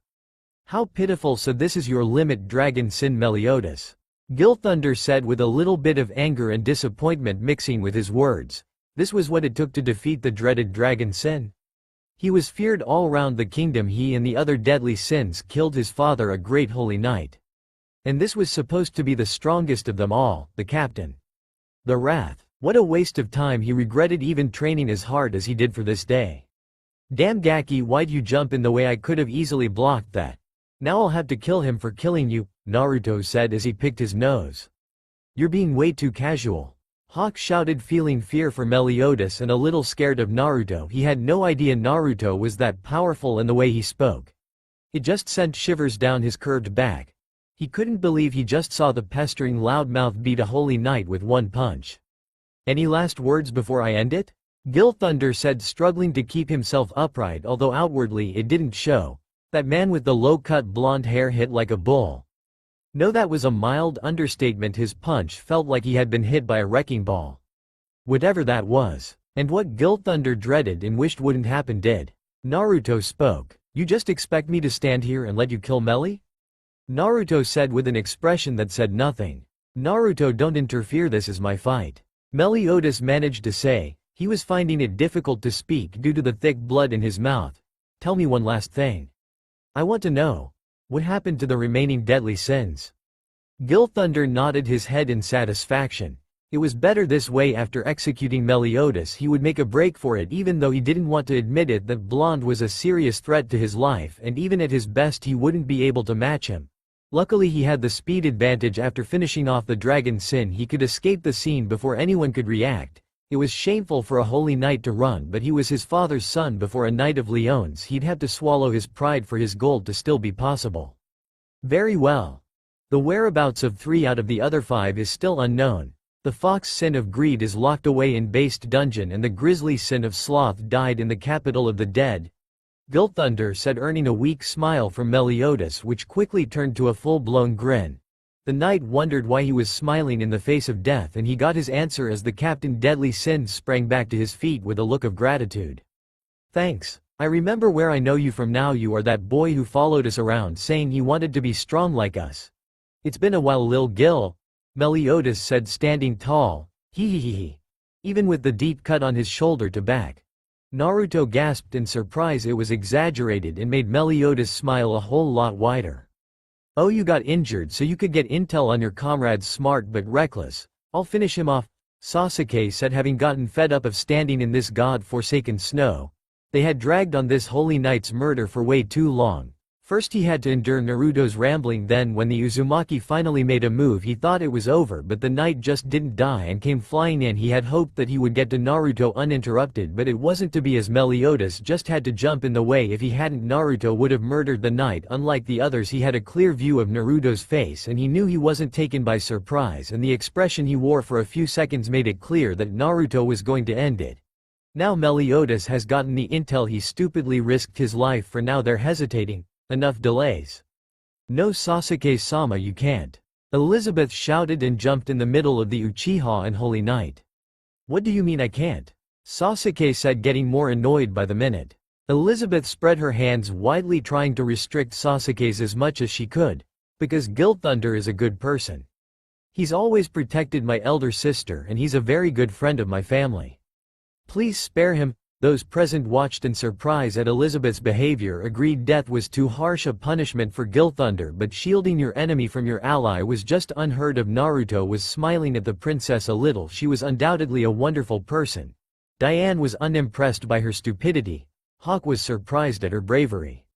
But as for Meliodas, he wasn't dwelling on how things looked, the right or wrong, whether it was bravery or foolishness, it didn't matter.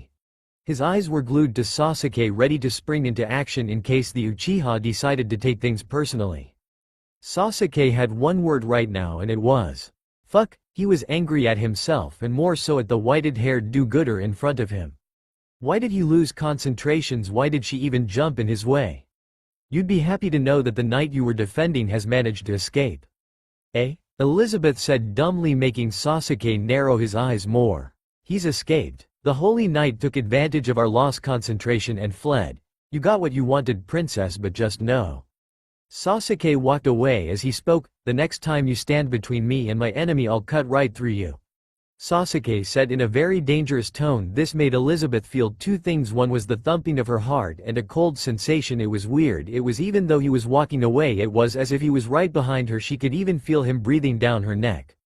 Right from day one this man had always terrified her. She had already had a nightmare with him in it, and when he spoke she felt so little compared to him. She couldn't feel magic the way she was sure Meliodas-sama could, but the feeling he gave her, especially when she knew he was leaking power. That feeling was the scariest thing ever. It was a feeling that always got her straight to the word inevitable. No matter what she does or how much she tried, it would be inevitable. Wait, where was everyone? Meliodas-sama wasn't here, neither was Naruto-sama, Diane-sama, or Hawk-chan. Why was everywhere black? Where was she? Where was this? What was going on? How It's inevitable. A voice that sounded like Sasuke, but it sounded more like a child's voice. Before stood a black-clothed boy who looked like a mini version of Sasuke. The collar of the one-piece cloth completely covered his mouth. His arms and legs were wrapped in bandages and he was wearing black-colored sandals. All she could see was his pale white face and his lifeless-looking eyes. You are correct, princess, it is inevitable. No matter what you do, you cannot escape death. And the mini Sasuke paused and closed his eyes as if trying to recall something important. Then all of a sudden he grabbed her by the throat and his eyes snapped open. Watashi wa shi no Hikobi Tadesu. Too, Elizabeth screamed in fear. This was terror. Those eyes, those black and red flower-shaped pupils. The evil intent it carried, the glow of the blood red above the black. In all her life she has never felt this much fear. What are you? And why did you bring us here? Sasuke said, his voice calm, cold and dangerous. He still had his hands wrapped around her neck, making her struggle to breathe. What do you mean, what am I? Sasuke-sama, it's me, Elizabeth. Don't you recognize me? Elizabeth said and tried to ease off the pressure on her neck by grabbing then pushing Sasuke's hand, but the mini Sasuke seemed unaffected. Why did you steal us from our world? Sasuke asked for the second time. He pushed Elizabeth down and to her surprise she landed on a chair that was actually well cushioned, not that she'd noticed considering Sasuke looked like he was going to murder her. Answer me, the Uchiha insisted, now looking down at her in her seated position. I don't know what you're talking about. Sasuke-sama, what's going on? Elizabeth began to sob, earning no sympathy from Sasuke, who remained quiet and allowed her to cry a while. I know how to take information forcefully. I have the means, no doubt. How would you like to be roasted all over again? How would you like to be electrified until your blood runs dry only to be revived to do it again and again? Or how would you enjoy watching yourself murder Meliodas all over again? Elizabeth was too shocked and scared for words. The images of everything he said ran through her mind, and the thought of killing Meliodas-sama dwelled longer. She wanted to scream, she wanted to beg, she wanted to run, but all she could do was sit and let her hot tears run free. You might have gotten everyone fooled, but not me. I know you stole I and Naruto from our world and brought us here. I want to know why. Sasuke said, his killing intent raising higher and higher. Sasuke-sama, I don't. Tell me. Sasuke-sama, tell me. I don't. Tell me. Tell me or I'll kill Meliodas. No, please don't. Then tell me. But I don't know what. I said tell me. Sasuke-sama, please. I need an answer. I don't have one. Answer me now. I can't answer. Sasuke-sama. Answer. Please Sasuke-sama. Me. Please I beg you Sasuke-sama. Now. Please Sasuke-sama forgive me I don't. Elizabeth. I can't give you what you want please don't kill me. Please. I don't want to die I'm scared. My father my sisters I have family to return to. Just please. I don't want to die. Please don't kill me. I don't want to die. Elizabeth broke down in tears sobbing without relent her whole body was shaking and her head pounding due to the splitting headache she just developed. This was just hell she wanted all of it to stop. She wanted someone to help her. Somebody. Anybody. Sasuke grabbed her by the hair and raised her face up so he could stare her in the eyes. Her eyes were already puffy from all the crying. You will. Elizabeth's heart sunk to her stomach her blood went cold. Her muscles stiffened and her skin felt like they were melting off her headache was numbed by the words she couldn't react. She didn't know how to react her body had lost all its senses and didn't know what to do. You see this? It's like Itachi's Tsukuyomi I had been training long and hard to master it the way he did without using Rinnegan to amp it of course. But you already know this you must have been watching. When I held you for those seconds while you were in your true form I felt something it wasn't chakra or this world's magic. It was just like a feeling that radiated off you I have to admit it was a quiet welcoming feeling but I am not new to wolves in sheep's clothing. I don't know how you escaped Susanoo's grasp but this time you won't escape, like I was saying. I perfected the Tsukuyomi no. That's not it it's not the same thing you see I only detailed it every little bit of detail matters. I centered my ultimate genjutsu around myself unlike Itachi I have a very intimidating chakra and eyes. My persona is by far more intimidating to compared his coupled with this ultimate genjutsu I am terror incarnate. As the ninja with the most official kills in our world some who didn't know my identity began calling me Shinigami. That's where it all began. But I am still human therefore I cannot be a Shinigami. But that doesn't mean I can't bring one. Watashi wa shi no Hakobi Tadesu. Sasuke stared at Elizabeth with empty eyes now. You don't know what I'm talking about do you? Elizabeth shook her head slowly. Be honest, you don't? Elizabeth shook her head once more. Sasuke sighed then tapped her cheek when she looked at him his Sharingan was spinning furiously, forget. Elizabeth faded out of the genjutsu Sasuke stared at his hands in disgust. Sorry princess. Sasuke continued walking away Naruto sighed then shrugged. I'm sure he didn't mean it, Naruto said while Meliodas just smiled at the Uchiha. They walked back to the boar's hat where they found Sasuke casually drinking in the bar he was obviously avoiding everyone's stares. Elizabeth the first thinks Sasuke is still mad at you. Hawk said as he enjoyed a belly rub from Naruto. Maybe I should apologize. Elizabeth said sounding unsure she was really scared of the Uchiha and after his threat her fear doubled but he was part of their team she had to at least apologize what she did was reckless she could have gotten killed Sasuke had instantaneous magic attacks and could have unleashed one while she got in the way. Maybe that's why Meliodas-sama didn't say anything on Sasuke-sama's threat maybe it would force her to think before she did. What do you want princess? Sasuke said. Elizabeth realized that she had walked towards him without even noticing it. Sasuke-sama I want to apology. Sasuke turned around sharply startling her and cutting off her words. Don't you were only following instincts. Sasuke said then turned back to his ale Elizabeth just nodded and walked back to her seat. So Diane which do you think? King is dead and buried in the capital of the dead and Ban is in a dungeon in Based. Who should we go for first? Then Captain of the Seven Deadly Sins said from his sitting point in front of the bar's entrance. Diane shrugged carelessly. I don't care about any man other than the captain. She said the grabbed one of the posters Meliodas brought out with him. Look how beautiful I've gotten these past years captain. Those were just sketches I had made Diane. Anyways I've decided which we'll go to first. We'll go to Based Dungeon first. Why? Naruto asked as he walked out of the bar with Hawk and Elizabeth following behind. Because it's closer, Meliodas said quickly. That's it? Hawk shouted in angry disbelief. Even if what that holy knight said is true we'd be most likely walking into a trap. Not to mention he got away, Naruto said making Elizabeth bow her head in shame. So they'll be expecting us. Us? Captain are we seriously going to travel with these two? One's a nature-loving freak the other's an emo freak. Diane said making Naruto get a tick mark. What was that you big boobed gained?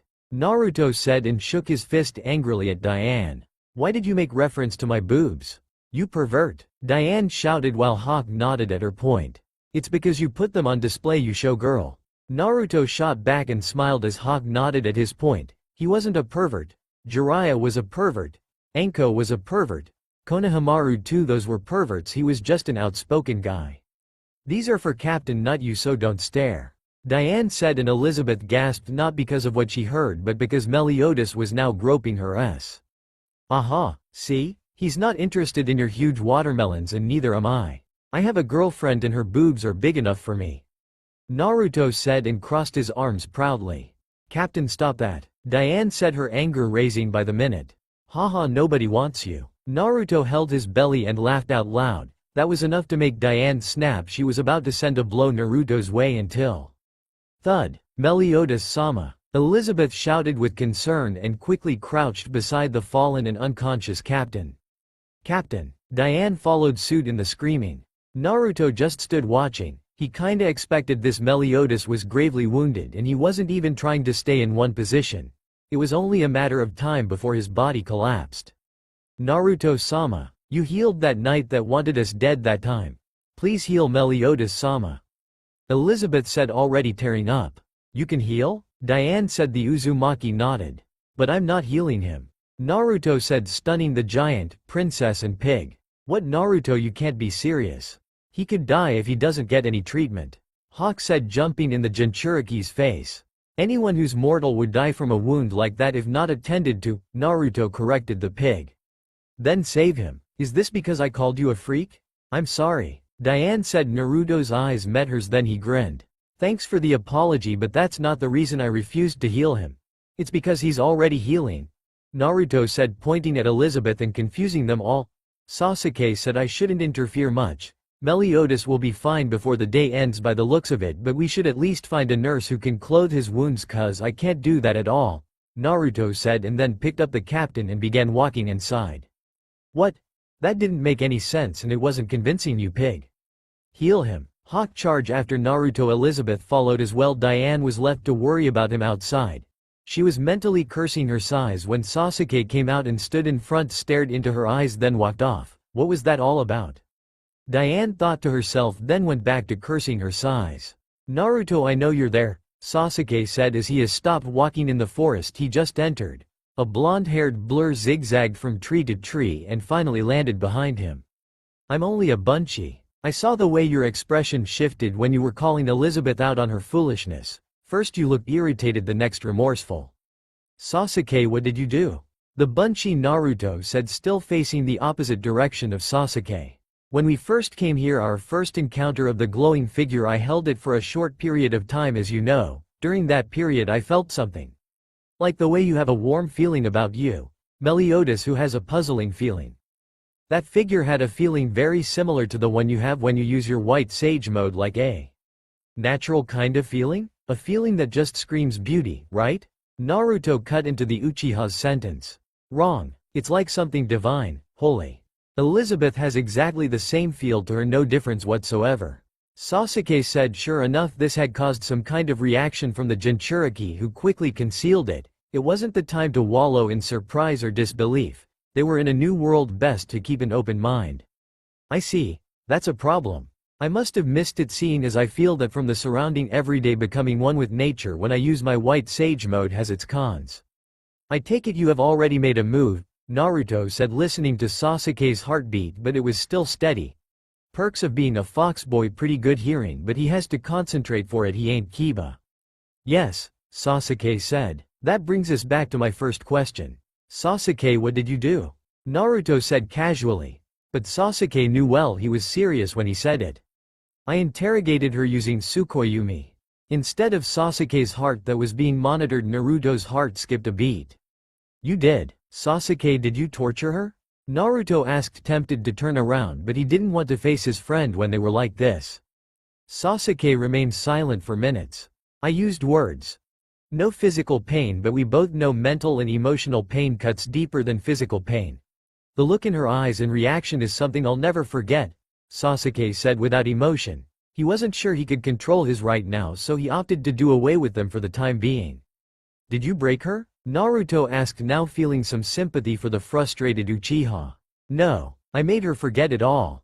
So that's why you've been criticizing her a lot. I thought it was weird that you of all people would care what a teenager wore. I even began thinking you had a crush on her, but as usual I was completely wrong. You always have to know something I don't. That's why I've always hated you, Teme," Naruto said with a chuckle. Sasuke couldn't stop himself from smiling a bit. "The thing is, you made a dumb decision because you were frustrated and stressed. I want to go home too, but I don't think about it all the time like you do. Everything has to do with home before it interests you. I'm not saying you shouldn't be eager to learn and do what you can. I'm just saying what all my teachers have told me. Take some time to realize where you are before you think about where you want to be. In other words, Sasuke, accept that we're trapped here for now. Accept that we are not in our world anymore. Things don't work the same here as they do there. Not every unknown is a threat or enemy. It isn't kill or be killed here. Try to enjoy your experience here. We are in a different world with different people and things. Realize it. Take your time to soak it all in, cause we ain't gonna be here forever." Sasuke snorted. "Who did you get that speech from, Dobi?" Naruto got a tick mark. "I didn't get it from anyone." "Damn it," Naruto said, then crossed his arms. "I see you are taking my advice on not interfering by not assisting Meliodas," Sasuke said. Naruto nodded in agreement. "Yeah, Elizabeth's suppressed power is managing to get high enough to heal him. It's remarkable how it works," Naruto said. "Why did you stare at Diane like that? You interested in her?" "No, I'm tired of dating crazy women with crazier strength," Sasuke said, recalling a certain pink-haired med nin. "I was confirming something. All of them are under a memory manipulating or banishing spell. My Sharingan helps me to detect illusions no matter how well made they are. The one used on Meliodas and Elizabeth is by far the greatest thing I've ever set my eyes on. Even more impressive than Itachi's Izanami. The princess is under 2 illusions from 2 different sources by the looks of it. She and Meliodas are under the same illusion, but she has another one plaguing her. Diane's memory has been suppressed, the same for the pig. But like I said, we shouldn't interfere, so I can't break the genjutsu. Concerning our first topic, I've also come to a decision." "What's that?" Naruto asked. Flashback. "I can't give you what you want. Please don't kill me. Please. I don't want to die. I'm scared. My father, my sisters, I have family to return to. Just please, please. I don't want to die. Please don't kill me. I don't want to die."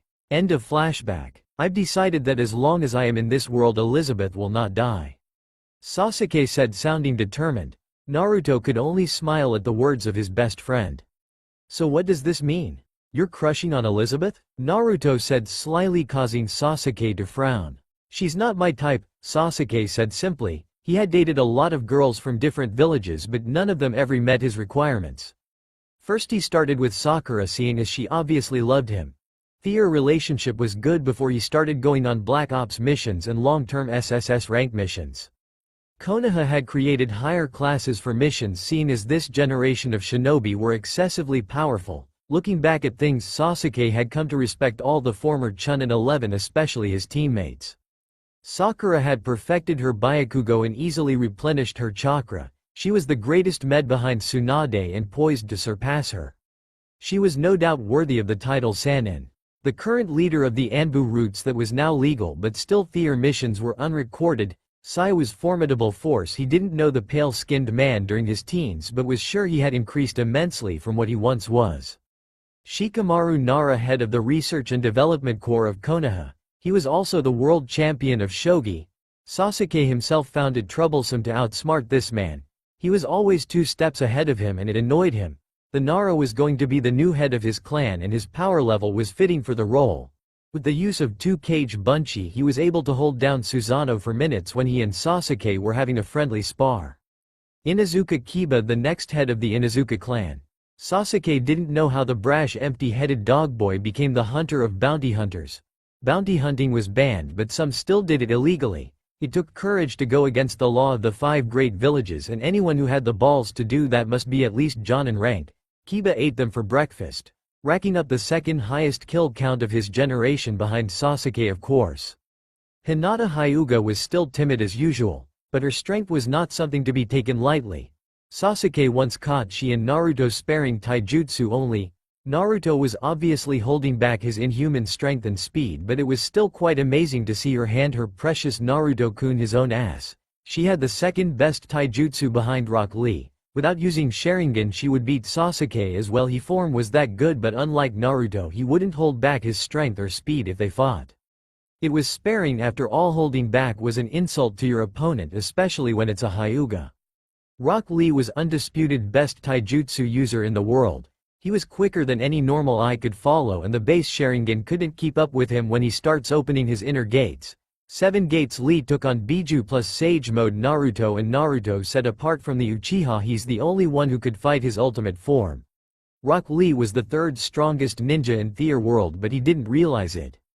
Choji Akamichi wasn't just a fat guy anymore, he was pretty powerful, so Sasuke had heard, and he was the new tailed beast said to have chakra rivaling a Biju. Abroom Shino was studying teaching under Iruka. He was calm and his power level was unknown to many, but according to Kiba he was on par with him.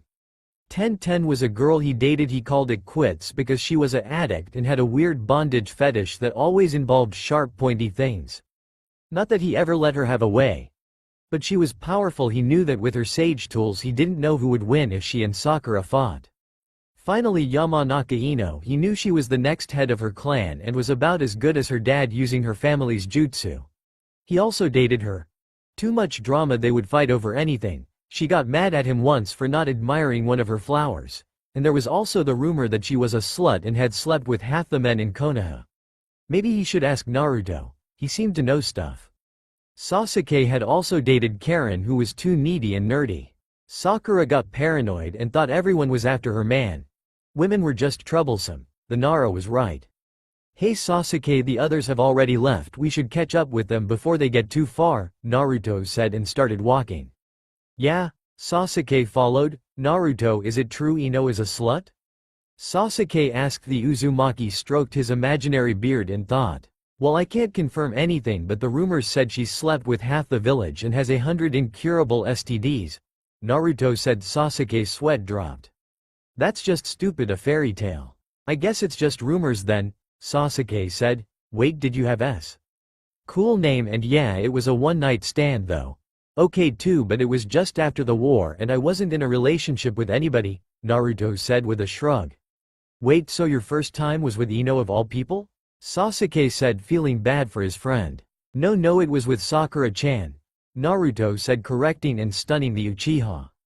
What? Sasuke said, struggling to believe Naruto just said that. Yeah, it was after the war and I wasn't in a relationship with anybody, Naruto said with a shrug. I was with Sakura after the war, Sasuke said, losing his temper. Nope, she was single for a month or so, and in my defense I wasn't the orchestrator of it. She said her heart would always belong to you, but she at least owed me her first time, Naruto said, making Sasuke fume more. What next? You slept with 1010 too? How about Tamari or your cousin Karen, you man whore? Sasuke spat out, making Naruto chuckle. Nah. Just 1010, it was after the war and I wasn't in a relationship with anybody, Naruto said, then dodged a swing from Sasuke. I'm just a cage bunchy. Be careful now, Naruto said to the frowning Uchiha. Damn you. I promise to get Hinata when we return, Sasuke said, making Naruto stop walking abruptly. I'd kill you if you touch her. Don't be a hypocrite, Sasuke, you've done this far more than I have, so just don't hold it against me and leave Hinata alone. I actually plan on marrying her, Naruto said. Sasuke just remained quiet. Oh, then I'll go for your Ayame-ne-chan. Haha, she's already engaged. Then I'll go for your Oba-san. That's disgusting. I know, I regretted it as soon as I said it. I'll go for your heir. The wife of the guy who was always smoking. Kurenai? She has a kid, Sasuke. Really? Yes, you didn't know? No, I'm hearing this for the first time. Then I'll go for your stalker Anko. She's your stalker too, and good luck with that. Yeah, she's just weird. I'll go for your Shizune-chan. She's already with Kakashi-sensei. Sorry. What, really? I don't believe you. Yeah, I once caught her giving him a blowjob in his office. What? I'm serious, didn't you see it? It was all over the news. Kakashi almost lost his place as the Hokage for it. I had to represent Konoha in cage summits for a while since no one respected him because of it. Kakashi, seriously? Yup. Tsunade lead the case against him. Luckily his lawyer was Shikamaru, so the judge was eventually bribe persuaded. Konoha is filled with whores. True. Rumor has it that Gaara is gay and Killer Bee is his lover. I don't believe that. Me neither. Time skip. After Meliodas dealt with Golgius, What's their deal with towns? Naruto said as he surveyed the Dalmari town. Aren't they supposed to be criminals? Shouldn't fugitives stay away from populated towns? Naruto asked Sasuke, who was starting at the destroyed building and dead insects with curious eyes. It'll remain a mystery to me, Naruto. Meliodas is one to make daring moves, I take it. Why are there bugs everywhere? Sasuke asked his own question to the original blonde, who he found unconscious in a bush with multiple bruises and swellings on his body, for trying to grope Elizabeth. It was obvious Naruto didn't have feelings for the white-haired princess, so Sasuke was at that time confused as to why he did or rather tried to do that. Naruto had to explain that he is the only available blonde, tried to fill in for the wounded captain. He even went as far as wearing Meliodas' spare clothes that were terribly ill-fitted, but he probably went too far when he massaged Elizabeth's ass, earning a slap from the princess, who apologized as soon as she did. But Hawk wasn't satisfied with Elizabeth's efforts at punishment and proceeded to play ping-pong with him as the ball all over the bar. Somehow he broke through the wall of the ever-so-durable bar and landed nowhere but Diane's cleavage. The giant, seeing blonde hair, didn't take time to think and squeezed him deeper into her bosom. Gay word, I know. Convinced that it was her Captain Meliodas, but she was disappointed to see a whisker-like marks on his cheeks as she nuzzled into his body, and so came the anger. Diane was happy to angrily pound him into the ground and leave him for dead in the sizable crater she used his body to create. That explained the swellings. The Uzumaki's misfortunes were not completely at an end, as he was later robbed in his helplessness and harshly thrown into a bush and peed on for no particular reason. I dunno, but just imagine if Shino was here, Naruto said, answering the Uchiha's question, then nudged the Uchiha jokingly. Yeah, he'd go on with that bug lives matters BS. Sasuke said with a small laugh while Naruto laughed a belly laugh. I wonder if raining bugs is a normal thing here. It must have rained bugs because these things are everywhere, Sasuke said thoughtfully. Seriously? That's dumb. And it's weird coming from you, Naruto said, then hopped on top of a building trying to pick out a giant big-boobed girl in green pig. Don't make the mistake I did and imagine Hawk Mama with boobs. It's a different world, Naruto. They're gained and taking pigs. I wouldn't be surprised to see it raining bugs, Sasuke said without a shrug.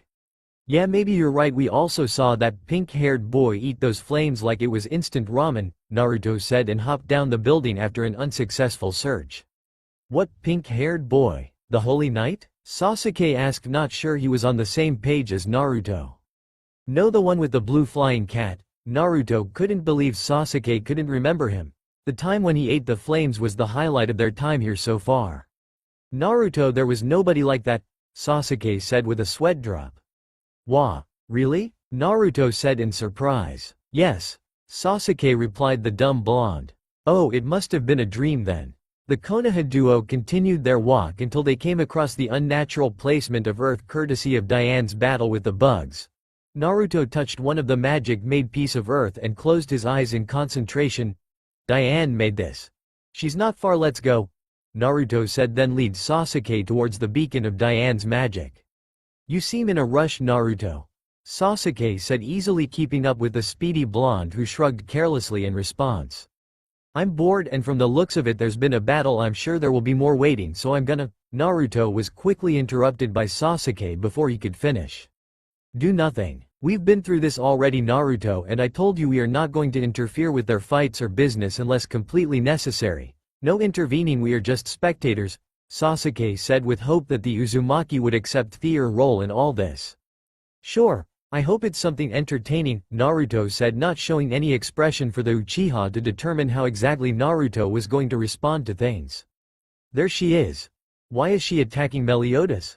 Sasuke sighed while Naruto just watched, baffled by the game's actions.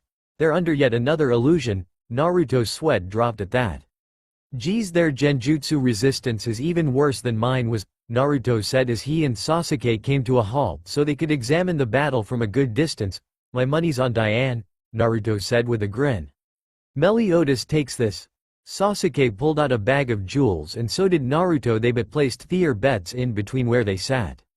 Give the captain back, Diane roared as she landed a heavy punch on the Holy Knight that appeared out of nowhere. The Holy Knight had gotten her captain somehow. She didn't care. All she knew was that she was going to beat him until he gave her captain back. Unknowingly to her and unfortunately for Meliodas, said captain was the one being clubbered by the giant sin of envy. He didn't know what had gotten into Diane and why she thought he was a holy knight, but he didn't want to stick around to find out. Meliodas-sama. Elizabeth shouted, not failing to give her own input on the matter. The little pig-hawk on the other hand was about to ask what had made their new comrade go berserk but was interrupted when Meliodas managed to get his footing after being pounded yards away from the Sin's single punch. The dragon Sin immediately rushed to Elizabeth and grabbed her, sped off while Hawk followed galloping after him. Diane quickly gave chase, screaming that she wouldn't let the holy knight get away. Meliodas-sama, what's wrong with Diane-sama? Elizabeth asked, not bothered by Meliodas' hand groping her ass as he carried her. At this point it was pointless to complain, sometimes to be embarrassed.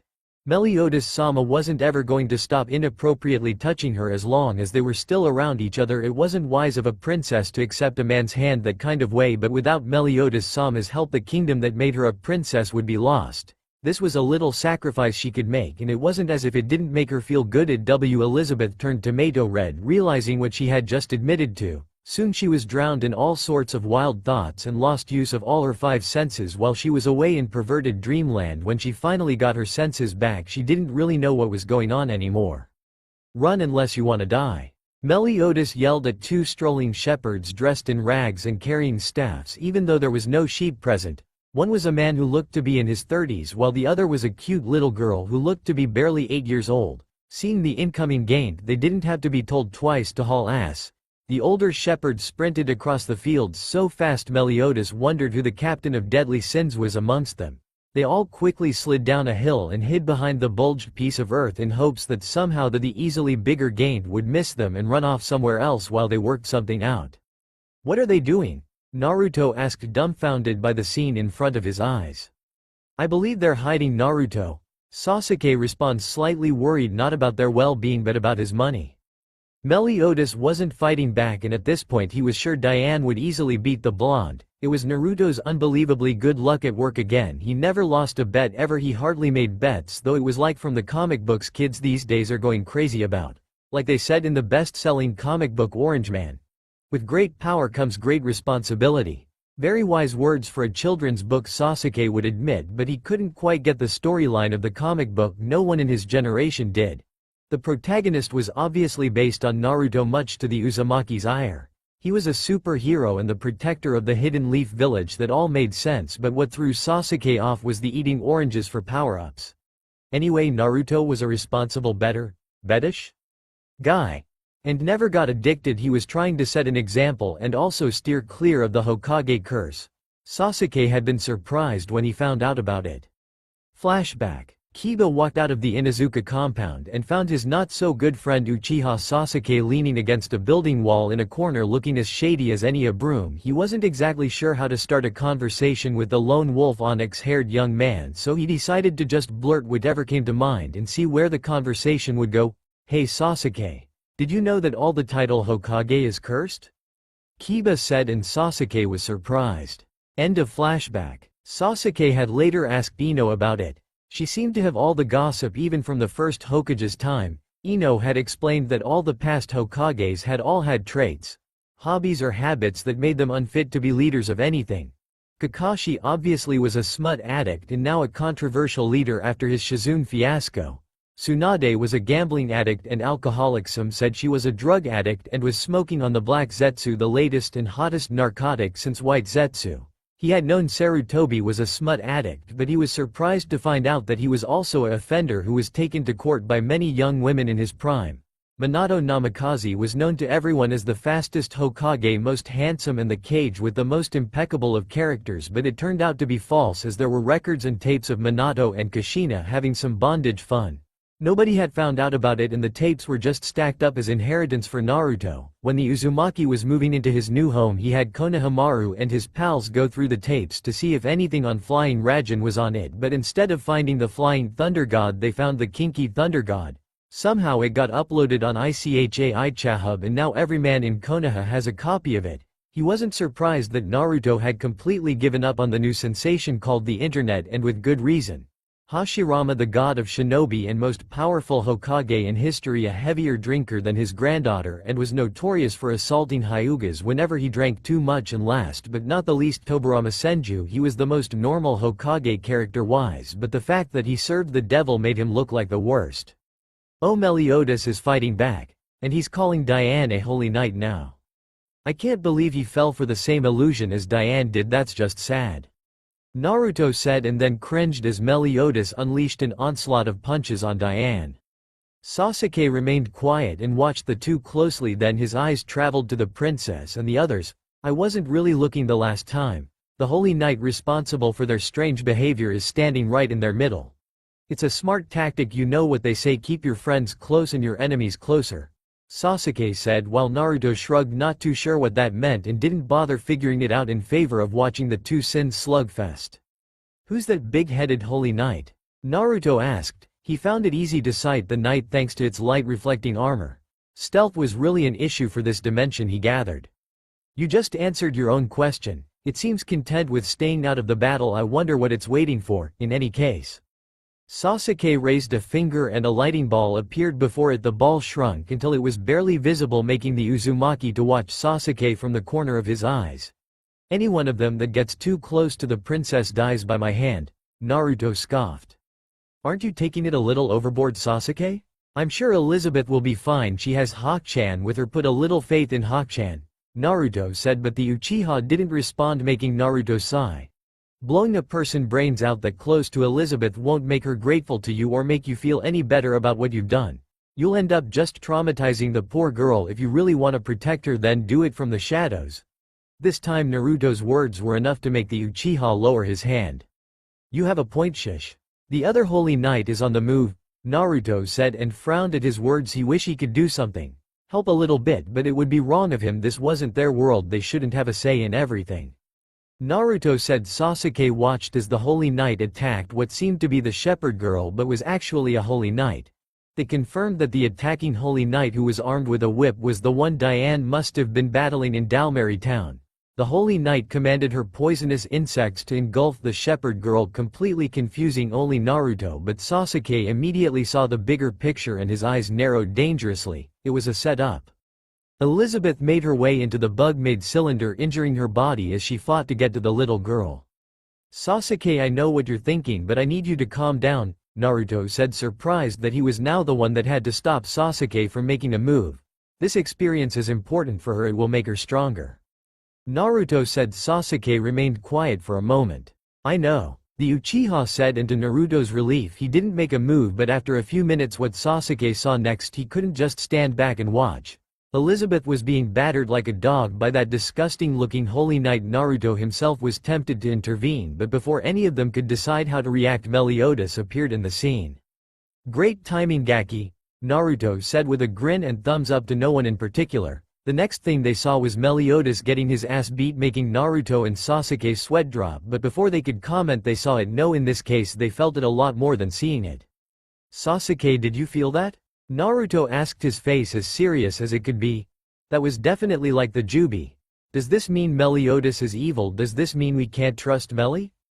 Sasuke watched as the captain of the 7 deadly sins battered the holy knight effortlessly, landing every hit with full force. I don't know, but what does it matter if he's good or evil? We're neutral forces, it doesn't matter to us, Sasuke said in a monotone voice, making Naruto's frown deepen. If it turns out to be the Jubi, you know we have no choice but to. Naruto hesitated to say the last part. He choked on his words when he tried again. Do nothing. Naruto, that's the plan, we'll do absolutely nothing, Sasuke said almost sternly. Sasuke, if Meliodas turns out to be carrying the Jubi's power, I have no choice but to kill him, Naruto said with his fists balled up and tightened to the limit. Naruto, this is not our world, we can't be judge, jury and executioner here, you have to ignore I.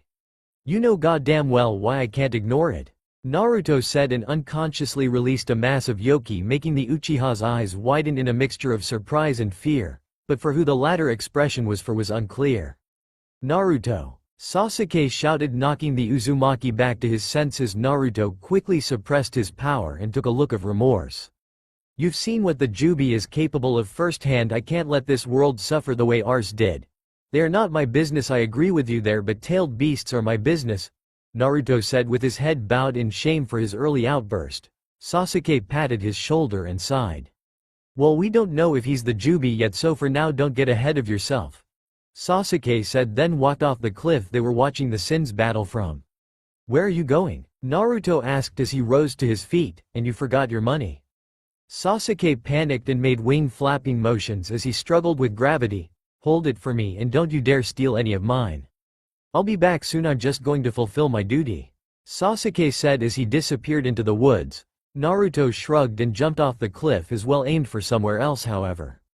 I'm back, Hawk-chan. Hawk turned his attention to the older shepherd, earning a yelp from the man. You're one of the holy knights, aren't you? You were in on it. The pig said, snuffing out a little amount of steam from its nostrils. No, I'm not. The terrified man waved his hand, denying the pig's accusations. They made me do this, I just went along with it, they threatened me, please believe me. The shepherd said desperately. He was scared right now, the things he just witnessed aren't supposed to be seen by humans. Caught in the middle of the deadly sins and holy knights, it was a wonder he managed to survive. Oh, is that so? The location of the deadly sin in based dungeon, spill it. Hawk said, repeating his first intimidating strategy. What? I can't do that. If the holy knights find out I told you anything, do you know what they would do to me? The shepherd said, getting more scared and anxious to flee by the minute. While he weighed his options, Diane picked up the body of Frisia and smiled a sickly sweet smile. Well, do you want us to do this to you instead? The shepherd gasped in fear and immediately began biting on his nails in a comical fashion. Okay, I'll tell you, Bu. The shepherd's words were cut out by a yellow blur making its appearance. You can do whatever you want to do to me, baby, Naruto said and winked at Diane, whose shoulder he was sitting on. Diane swatted at him, but he easily dodged her swing. Oh come on, it was just a joke. Naruto said, then dodged another swing before using the body flicker jutsu to get away from the irritated giant. I told you never to touch me again, Naruto. Diane shouted at the ninja who was standing beside the shepherd. Key word was. The shepherd quickly got behind the Uzumaki, who puffed his chest childishly at Diane. A real man does not fear the consequences of his actions, he does whatever pleases him most. Naruto declared with a fist pointed at the skies. I don't please you. Unless climbing me gets you off, you sick pervert. Diane said, then tossed the holy knight in her anger. I do like being on top, Naruto said, making Diane blush, then attack him in her embarrassment. Naruto dashed away from the shepherd so he wouldn't get caught in their fun, while Hawk was left to watch the shepherd panic more. Chill, this is how they greet each other, Hawk said, finding it easy to keep his cool in the chaos Diane and Naruto were creating. Frisia couldn't believe they had lost to the deadly sins so easily. She couldn't believe monsters like that actually existed. The series of hits she took from the serpent sin left her all but dead. So this was the gap between the power of a sin and the power of a holy knight? It was terrifying, but at least she had come away with her life. She doubted the other weird fangs were as fortunate. Hello. Frisia's head snapped quickly to the left, where she found an onyx-haired young man dressed in a purple casual t-shirt and plain black pants, but what gave her the thought that this man was far from normal was his dual-colored eyes that glowed in the darkening forest. She struggled to move, but a shattered spine made it quite impossible to achieve. Walk away, boy, you're in the presence of a holy knight, one of the weird fangs. Frisia said in her usual civilian intimidating voice. I agree that you are weird, who knows, maybe you have fangs, but you are very incorrect in one thing, you're not a holy knight, Sasuke said as he closed in on the paralyzed fang. Yes I am, and who are you to tell me who I am, boy? Frisia shouted, angry that this pest was adding to her frustration. Sasuke lowered himself to a knee, and as he did he was covered in a purple aura. The visage of the Rinnegan appeared behind the purple orbs of power, stared lifelessly at Frisia, making the holy knight's eyes widen in a mixture of fear and shock. At that moment Frisia felt something that her life as a holy knight freed her from. Helplessness. You are not a holy knight, and Uchiha Sasuke said so, because you are dead. Kaden. Gokakyu no Jutsu. Frisia's screams filled the forest as the flames ate away her flesh at an unbearable pace. Burn away. So you know where this based dungeon is? Naruto asked Diane, even though he was 100% sure she wouldn't give him a reply. You were there when we got the info on where it is, Hawk said with a big sweat drop, while Diane just hmmphed. All Naruto could do was shrug. He wasn't paying attention when the shepherd was blabbing to the sin of envy. He was busy keeping an eye on Sasuke's chakra that seemed to be wandering not too far from where they are. Wasn't really listening, he was a mess when he was talking. I figured it was just gibberish, Naruto said, unintentionally making Diane get a tick mark. So what are you saying? I was listening to gibberish? Diane said and had already gotten in a position to hurt Naruto depending on his answer. Fei fi fo foam. You speak it so you must also enjoy hearing it, Naruto said with a shrug. He wasn't one for stereotypes, but a giant wasn't something he ever thought he would meet, so he had to stick to what he knew. You're such a racist, Diane said and wondered why it upset her so much. Why was she bothered what this human, or better yet perverted human, thought of her? I am not. I have nothing against your skin, thank you very much. Killer Bee is black and I don't mind, Naruto said quickly. He didn't want to be tagged as a racist, even though it would be temporary, as he would eventually leave this world. She doesn't mean her skin, you imbecile, Hawk said harshly, and that made drop his head in shame. Hawk-chan, Naruto said, feeling downcasted. She means you're judging her character based on her different appearance and race, Hawk said with an ear pointed at Diane. Naruto cocked his head to one side in confusion. What do you mean different? Diane's just a big girl, but she's a girl nonetheless, Naruto said, surprising Diane, who blushed a bit but did her best not to show her embarrassment. The baka would have teased her about it. Hey, where are you guys headed? A voice said from behind the group. I was wondering when you would reveal yourself, Meliodas, Naruto said, not taken by surprise by the sudden words of the captain of the 7 deadly sins. I was waiting for you so I could ask a question, Naruto said with an expressionless face that was quite alien to Diane and Hawk. Oh, no problem, Naruto, but first answer mine, Meliodas said, intentionally making no remarks on the Uzumaki's blank stare. We're heading to Based Dungeon, Captain. It's that round building over there, Diane said, confused at how and why the Uzumaki changed expressions so swiftly. And what about Elizabeth? Did she return to Dalmary? Meliodas asked his fellow deadly sin. Diane shook her head, signaling negative. Nope, she's in my backpack. Resting, Meliodas nodded contentedly at the Gain's reply. Okay, that's good. So Naruto, what is it that you want to ask me? Meliodas asked the still expressionless Uzumaki. Did you kill the knight that hurt Elizabeth? Naruto asked, even though he already knew the answer to his question. Meliodas' eyebrows arched in confusion. No. Did you want him dead, Naruto? Meliodas said with his hands on his waist. It doesn't matter what I want, Meli. Did you want to kill him? Naruto asked. I didn't matter what I wanted, Naruto. I just did what had to be done, Meliodas said with a shrug and began walking ahead of everyone. But if you want him dead, I'd be happy to point you to his direction, Meliodas said, and came to a stop. Anything else? He asked casually. Naruto frowned at his sometimes annoying easygoing attitude. Yes, there is one more thing. Tell me, Meliodas, why is it that 1 minute I'm sensing incredible malice from you, then the other nothing at all? Meliodas just smiled at the Uzumaki and waved a finger at him. I could ask you the same question, Naruto. The captain of the 7 deadly sins grinned as Naruto got a tick mark. We should go get Ban, Meliodas said. Naruto just nodded as a response. Wait a minute, Naruto, how do you know what happened here? Hawk asked with a suspecting stare at the orange-wearing Jinchuriki. Because I was watching with Sasuke from that cliff, Naruto pointed to the cliff without looking to see if he was pointing in the right direction. So you two just sat down there while we were getting our asses kicked? Hawk said in anger. Why didn't you do anything? Why didn't you help?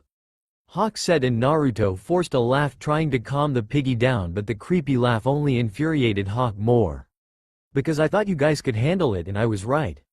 Please forgive me, Hawk-chan, Naruto said and began bowing, comically begging for forgiveness. The pig gritted his teeth in anger but didn't do anything to the bowing blonde.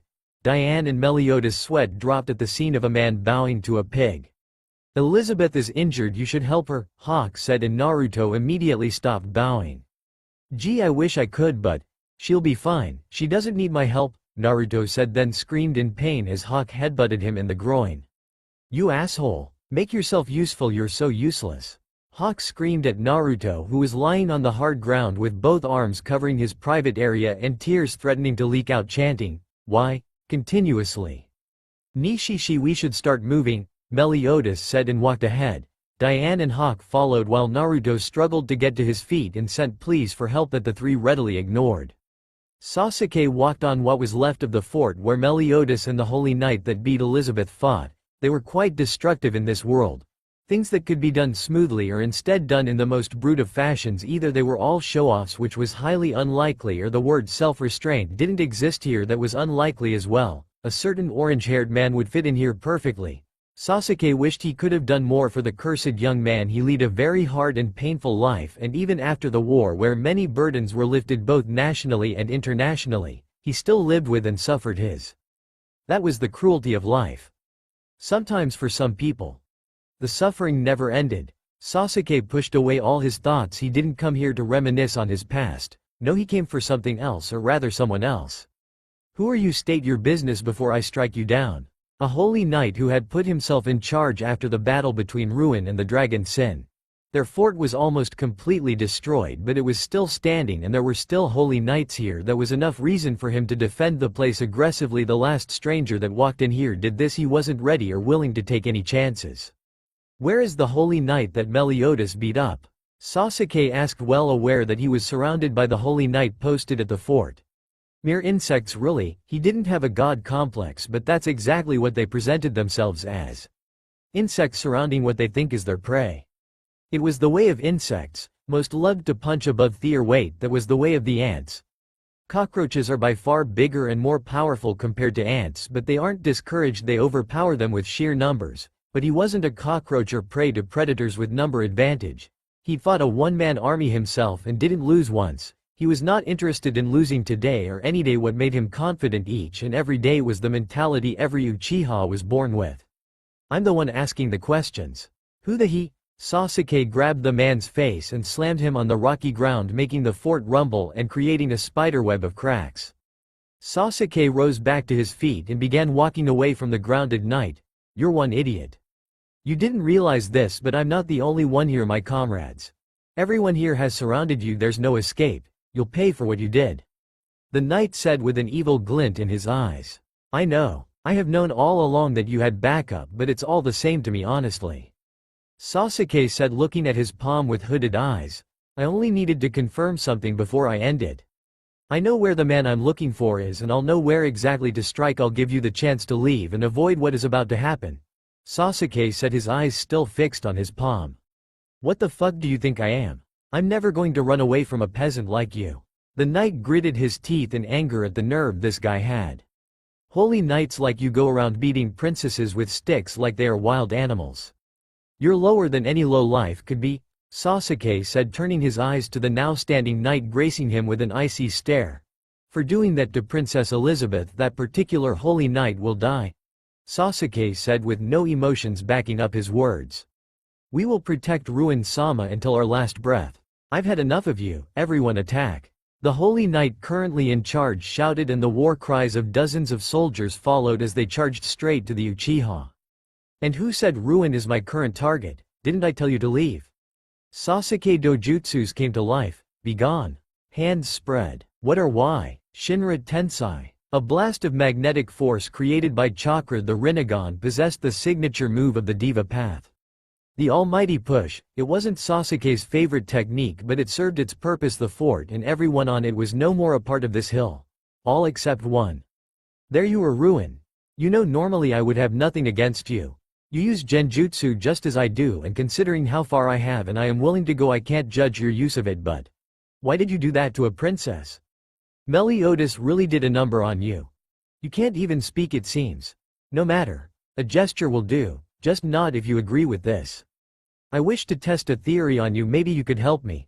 You see, I have been working on my power control. By some miracle my friend and rival seems to be ahead of me. I'm sure you have noticed that the fort is no more. I destroyed it by using magnetic force. Some studies claim that the human body is a magnet, but well, it has not been proven. But while going through Orochimaru, my old teacher's study files, I found something. That is, most molecules in the human body interact with weak electromagnetic fields, causing the tissues to heat up. You see, that doesn't essentially make the human body a magnet, but that's not what I need it to be. It is exactly what I need it to be now. Now imagine if the molecules were exposed to a more powerful electromagnetic field, let's say one powerful enough to level a fort with a single hit. How hot would the tissues get? Ruin had not reacted to anything this madman was saying because he simply couldn't. The only thing movable about his body was his eyes, and they had widened beyond normality. I assume you just did the math. I'll be blunt. I am going to expose every molecule in your body to the electromagnetic field my Rinnegan ability Shinra Tensai gives me. In essence, I'll be burning you alive, but let me give you a clearer picture. I will combust all the parts and organs in your body. One cell at a time. Sasuke said, reactivating his Rinnegan. Ruin struggled to run, to crawl, to move in any way he could, but failed. Looking back at his past, he hadn't really been living all those years. He wanted another chance to try again, a chance at redemption. He wanted to plead, to beg, to surrender, but he couldn't. Robbed of his ability to speak and move, he was left with sight, hearing, and fear. You still haven't answered me. I'll take your silence as a yes. I don't know how good your acting is, but you remember the way Elizabeth screamed when you were beating her like a dog? I want you to try to mimic her. Now let's get the fireworks going, and you can. Maniacal smile. Scream for me. 1. Naruto, unlike the others, wasn't surprised by the sudden explosion of the fort sitting on a hill at their east side. The Uzumaki sighed softly, knowing fully well what had done that and why it had happened. He had seen it before on a much more terrifying scale. Undoubtedly the user of this technique held a lot back. He knew what a full-powered Shinra Tensei could do. So, that hill was just leveled. Meliodas said, not directing his words at anyone in particular. He walked into the entrance of the building the shepherd had said they would find Ban in. The passageway was made of fine marbles and smooth stones, but it was barely big enough for Diane to freely walk in. Yeah, Sasuke must have done that, if you're wondering, Naruto said, and scratched his cheeks that sometimes itched him for no reason. He didn't know why he answered Meliodas' question, nor did it bother him that he did. Meliodas just smiled and gave Naruto a thumbs up, even though it made him feel uneasy on the inside. Sasuke was the one responsible for destroying that fort. He didn't know the Uchiha's reason, but he did know that everyone on that hill was probably dead. It wouldn't be fun to work with a mass murderer. He didn't want to judge the Uchiha without evidence and didn't feel he had the right to, even with evidence, but he needed to be sure where Sasuke stood, and soon. For Naruto it was obvious the blonde was pure. His nature-loving side proved that, and Meliodas also had the feeling that he could trust the blonde young man. He trusted his gut more than anything, and it told him that Naruto was a friendly. As for Sasuke, he had nothing. Just like he did the onyx-haired Uchiha, left nothing to judge his intentions by. He just seemed like a man with principles who had grasped the good and evil of life and went along with it. Whether he would result to a threat or ally potentially was a mystery. Meliodas kept his thoughts from physically surfacing. He was good at hiding things. He had been doing it for a long time. I can't keep going, this is too narrow, Diane said, breaking the silence that had loomed over them. Meliodas nodded and was about to say something when Naruto pointed at the narrow passage.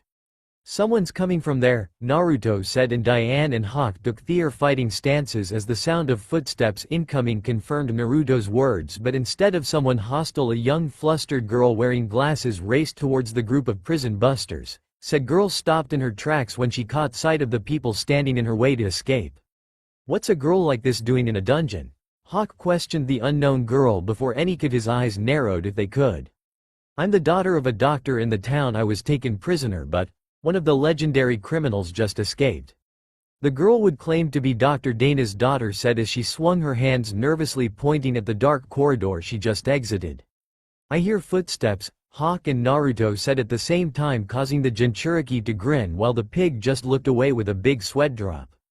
Few miles away from round-shaped based dungeon stood an army of holy knights, all dressed in matching steel armors.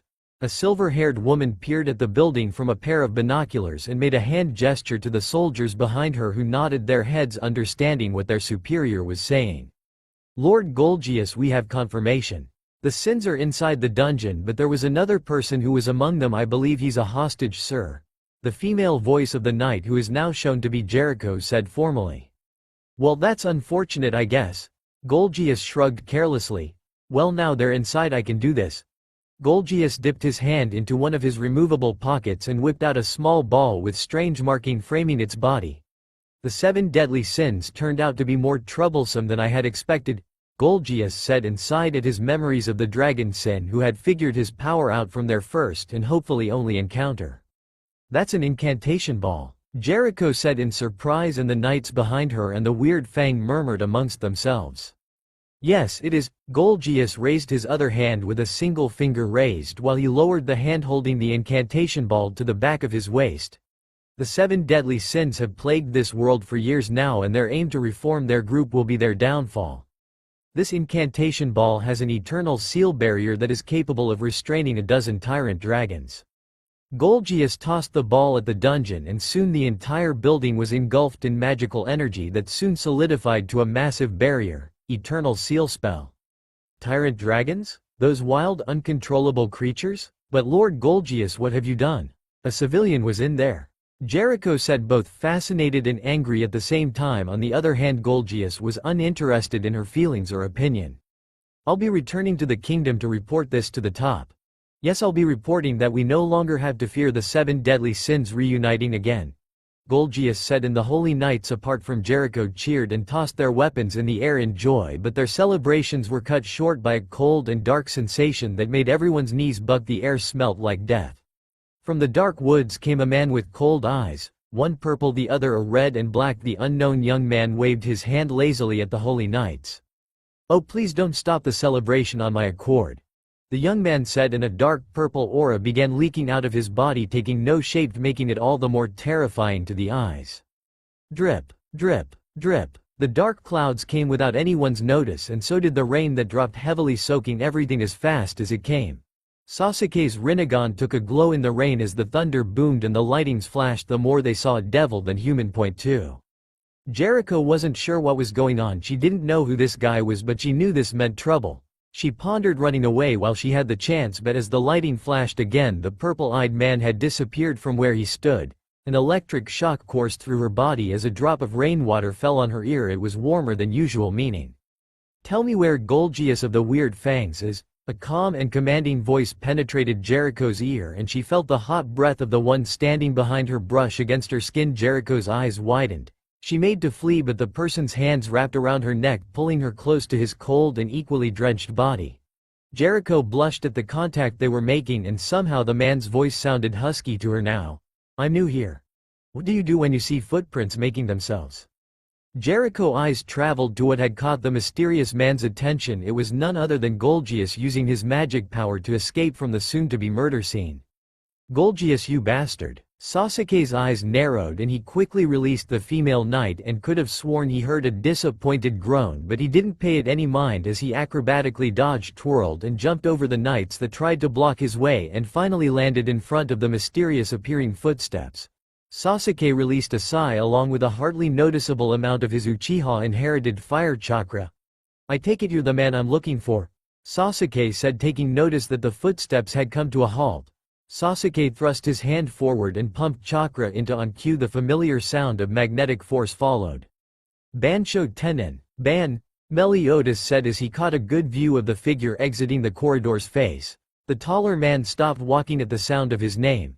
He was tall and had nicely toned muscles. He was dirty and had dried blood stuck to his body. He had narrow eyes similar to those of a fox. The semis slit in them made it easier to pick out. He had white hair that seemed to take a slightly sky bluish glint when exposed to sunlight, and most noticeably he had a scar covering the corners of his left jaw down to the point and touched his collarbone, but just barely. He wore tattered and bloodied pants only and was shirtless and barefooted. This was not as strange for a man who has been a prisoner for years.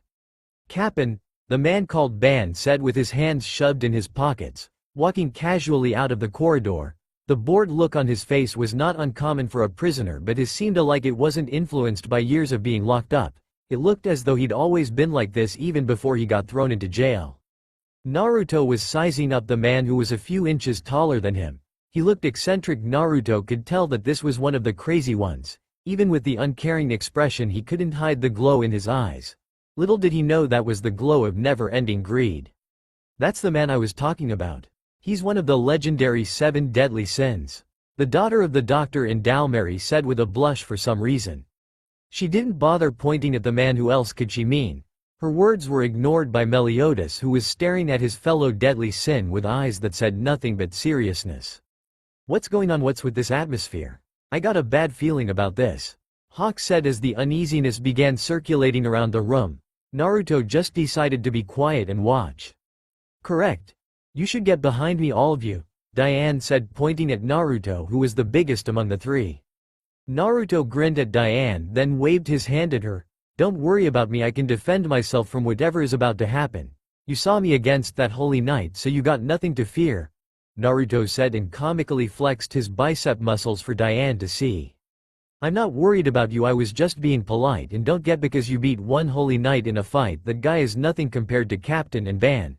Diane causing Naruto to comically fall to the ground. Then a black cloud appeared out of nowhere and poured rain down on him.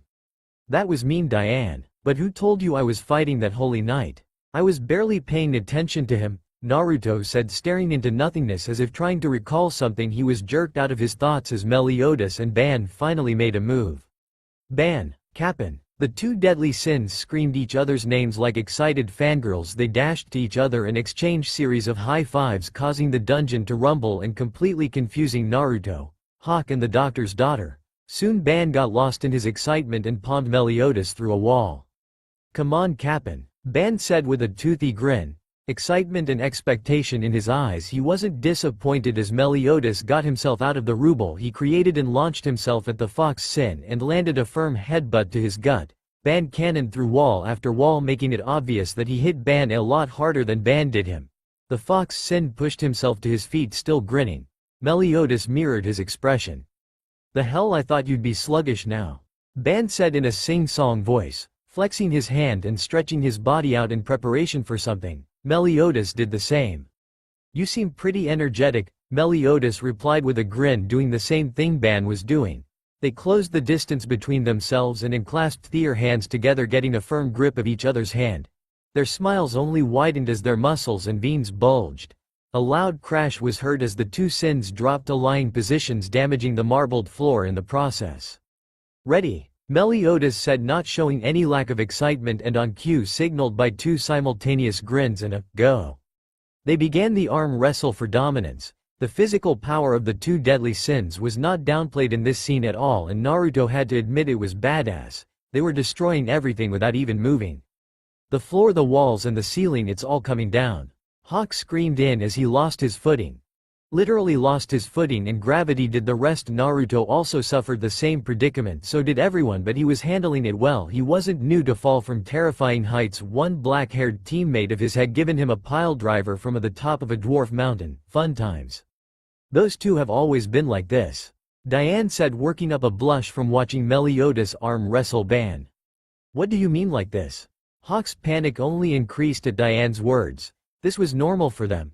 But thankfully Naruto, who was falling last, he saw him, somehow managed to jump to where he was and carry him.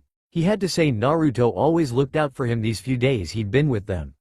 Diane nodded her head but didn't pay Hawk or the crumbling building any mind as she spoke. Really, men are so childish. I like my captain like this though, Diane said with a girlish giggle. Naruto's sweat dropped. You still didn't answer the question. Hawk nodded his head at Naruto's point and was happy to say the Uzumaki was on the good side of his list, as Naruto easily avoided the rocks that rained down on them and stood on top a descending rock from time to time too when he wanted to say something. Our record was 361 wins out of 720, right? Ban asked, not showing or sounding strained despite the obvious strain on his muscles that had expanded to their limits. Meliodas gave him a look of sarcastic surprise. What are you sleep-talking, Ban? The Dragon Sin said. Captain's serious face is so cute, Diane said, reminding Naruto of someone who he'd wasted his time chasing for years. He could have been eating ramen with that wasted time. His priorities back then were messed up, he figured. He looked around and noticed that the glasses-wearing girl barely had a grip on Diane's bag, and if she lost that grip she would lose her life. Oi Diane, while you're admiring the gaki, someone is in danger of dying, Naruto said and pointed at the doctor's daughter, signifying what he meant. I'm the one with 361 wins. Meliodas said, his face anything but serious right now. He looked like a child arguing over his favorite TV show. Ban had the same look, which was weird since he had the body of a fully grown man. What's wrong with admiring Captain? And I told her to get behind me, didn't I? Diane said, already infuriated by the Uzumaki's remarks. Naruto wasn't in a teasing mood due to the current everything is caving in atmosphere. No waay, that was me, Tilda, Ban said in a sing-song voice. Naruto expected this to become a regular occurrence now he was officially going to be traveling with them.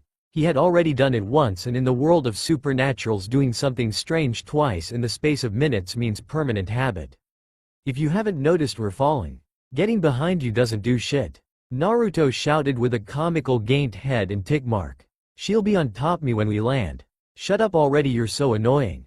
Diane said without a comical big head. The last thing she wanted was bigger.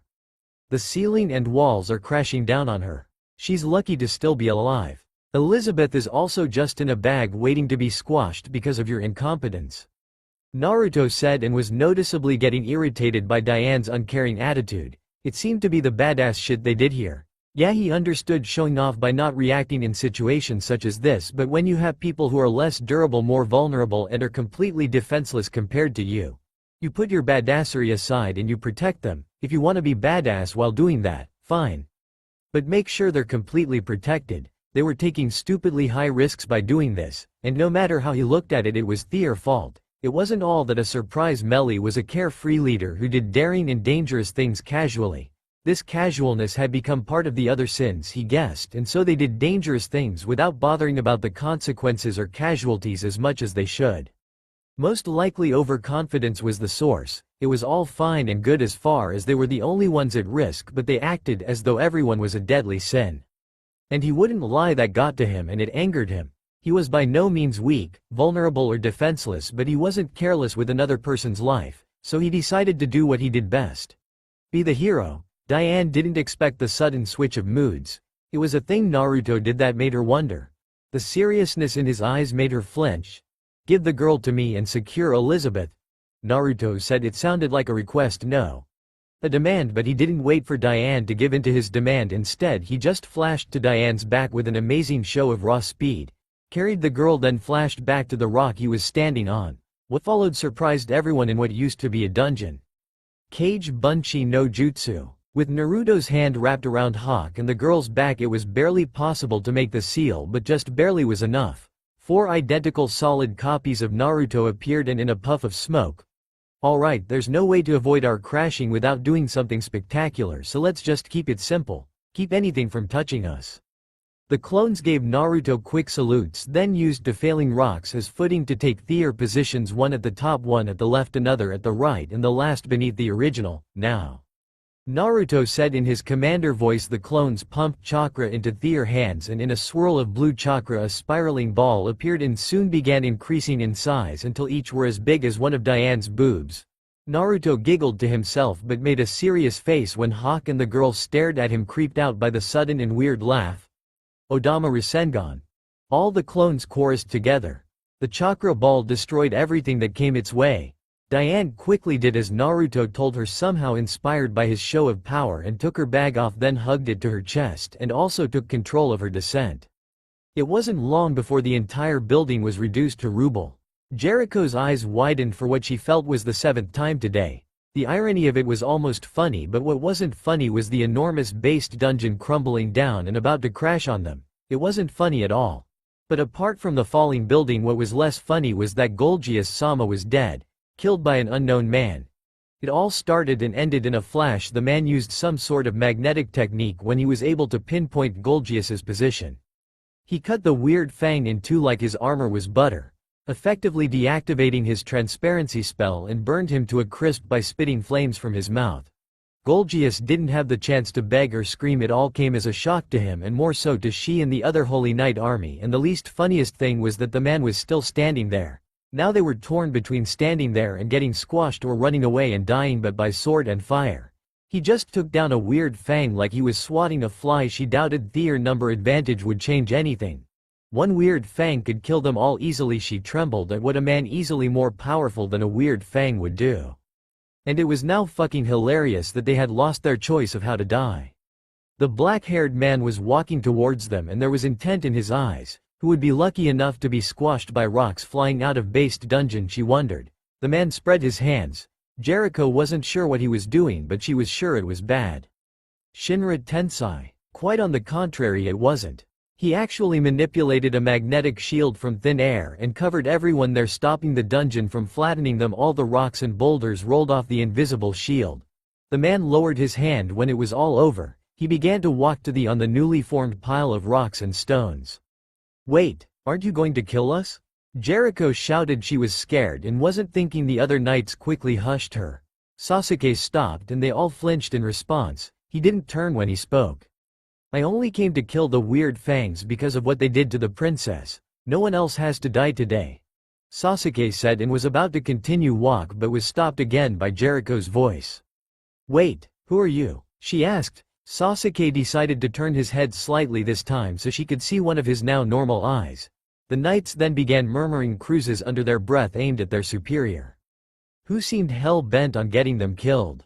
I'm traveling with the 7 deadly sins, Sasuke said, stunning the knights, especially the girl in front of them all. Wait, you're one of the 7 deadly sins? Sasuke inwardly sighed at her assumption but made no reaction to it. No, and with that Sasuke disappeared. With no sign of movement he just vanished. Hawk-chan, Glasses-chan, are you two alright? Naruto said. He still had them in his arms and noticed the girl he was carrying was still hugging him for her dear life. Hawk gave him a thumbs up, somehow making Naruto grin at the pig, then put it down and didn't bother getting the girl who had tangled herself on him off. Dobi. Naruto turned to his right and saw Sasuke sitting on a rock with his arms folded. Naruto was about to retort when Diane stood to her full length Naruto and had to grab Hawk and make a little distance, enough to avoid the rocks falling off the Gant's body. Oh, it's already dusk, Diane commented, ignoring the curses from Hawk and Naruto for trying to kill them. No wonder I was starting to get hungry. I guess we can agree on to. Naruto's words were interrupted by the cheers of what could only be prisoners of the based dungeon. His eyes widened as they confirmed his assumption by chanting, "We're finally free." You gotta be kidding me. I missed you, Captain Tilda, Ban said to the rising Meliodas from his lying position. The captain of the 7 deadly sins smiled at him, but before they could say any more Naruto punched a boulder, turning it into dust. This gained everyone's attention and Hawk gulped at that. Naruto dropped the pig and got the girl to let go of him, and she blushed madly when she did. What is wrong with you people? Naruto said in a soft tone first, while Sasuke just remained silent, not sure what Naruto was talking about. There were people in that building and the scarred guy knew that, yet you assholes destroyed the entire thing. They were holy knights outside and you knew, yet you went along with it. These people haven't committed any crimes against you, they were just following orders and or were victims of their circumstances. These prisoners don't deserve to die because they just happened to be in the same dungeon as Scar was. You put Hawk-chan's life at risk. You put Elizabeth's life at risk as well. You put dozens of lives at risk. And for what? Because you were happy to see each other? You just killed people who did you no wrong today. Do you know how that would be to wake up in the morning expecting a normal day but to just end up dead, just like that, and just because someone decided to selfish and careless? What is wrong with you people? Silence reigned and everyone was left feeling something. Hawk was angry at everyone, especially the sins, and was sort of proud Naruto brought it to their notice. Sasuke didn't care. Diane was disappointed in herself and Naruto's harsh words had gotten to her, but she was angry that the Uzumaki was singling the captain out like that. He wasn't to blame, that's just how he and Ban was. Ban didn't care. Meliodas didn't show any reaction as usual, he was just smiling the same way he always did. You're overreacting, Naruto, nobody got hurt, that's what's important, Meliodas said and got some support from Diane, who nodded her head at his words. Overreacting? You think I'm overreacting? What are you saying? People died, I know it, I fucking felt it. Do you have no regard for life? Are you that selfish? Naruto said and began walking forward. Ban was already grinning in anticipation. This looked like it would be interesting. Meliodas shrugged as he spoke. I don't really label myself that way, Naruto. Whether I'm selfish or not I don't know, but what I do know is. Shut up. You know nothing. He stopped moving. Naruto's words now sounded darker and more sinister. His pupils were blood red and were slit into two like a fox's. You took innocent lives today and I am neither Kami nor do I work for him, so I am in no place to judge, but. Naruto's voice reverted back to normal this time, but his eyes still remained as they had become. Ban's smile had disappeared. The power this guy had, it was like a demon's, it was like the Kappan. Ban grinned again at his last thought. Wait, but didn't Sasuke clear that fort and everyone on it? Why aren't you on his case?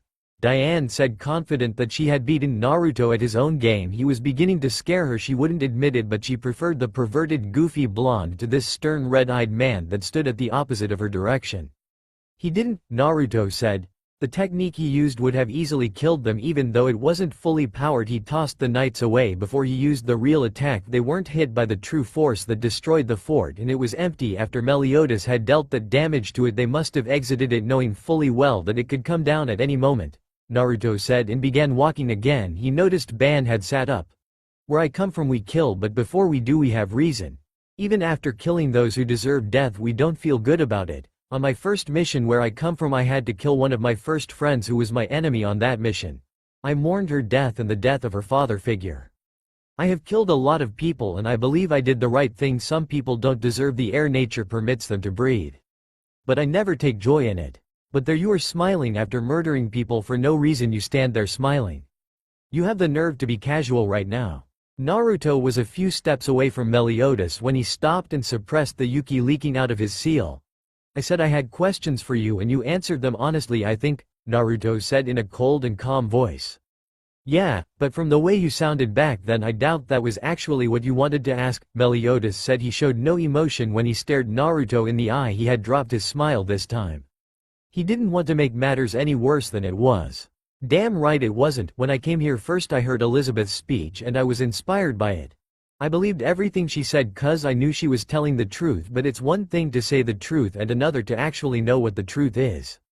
She said the holy knights are the true villains, is that true? Naruto said. A frown quickly formed on his face as Meliodas shrugged carelessly. Like I said I don't label myself or anyone. Elizabeth needed my help, I'm giving it, it's as simple as that, Meliodas said casually.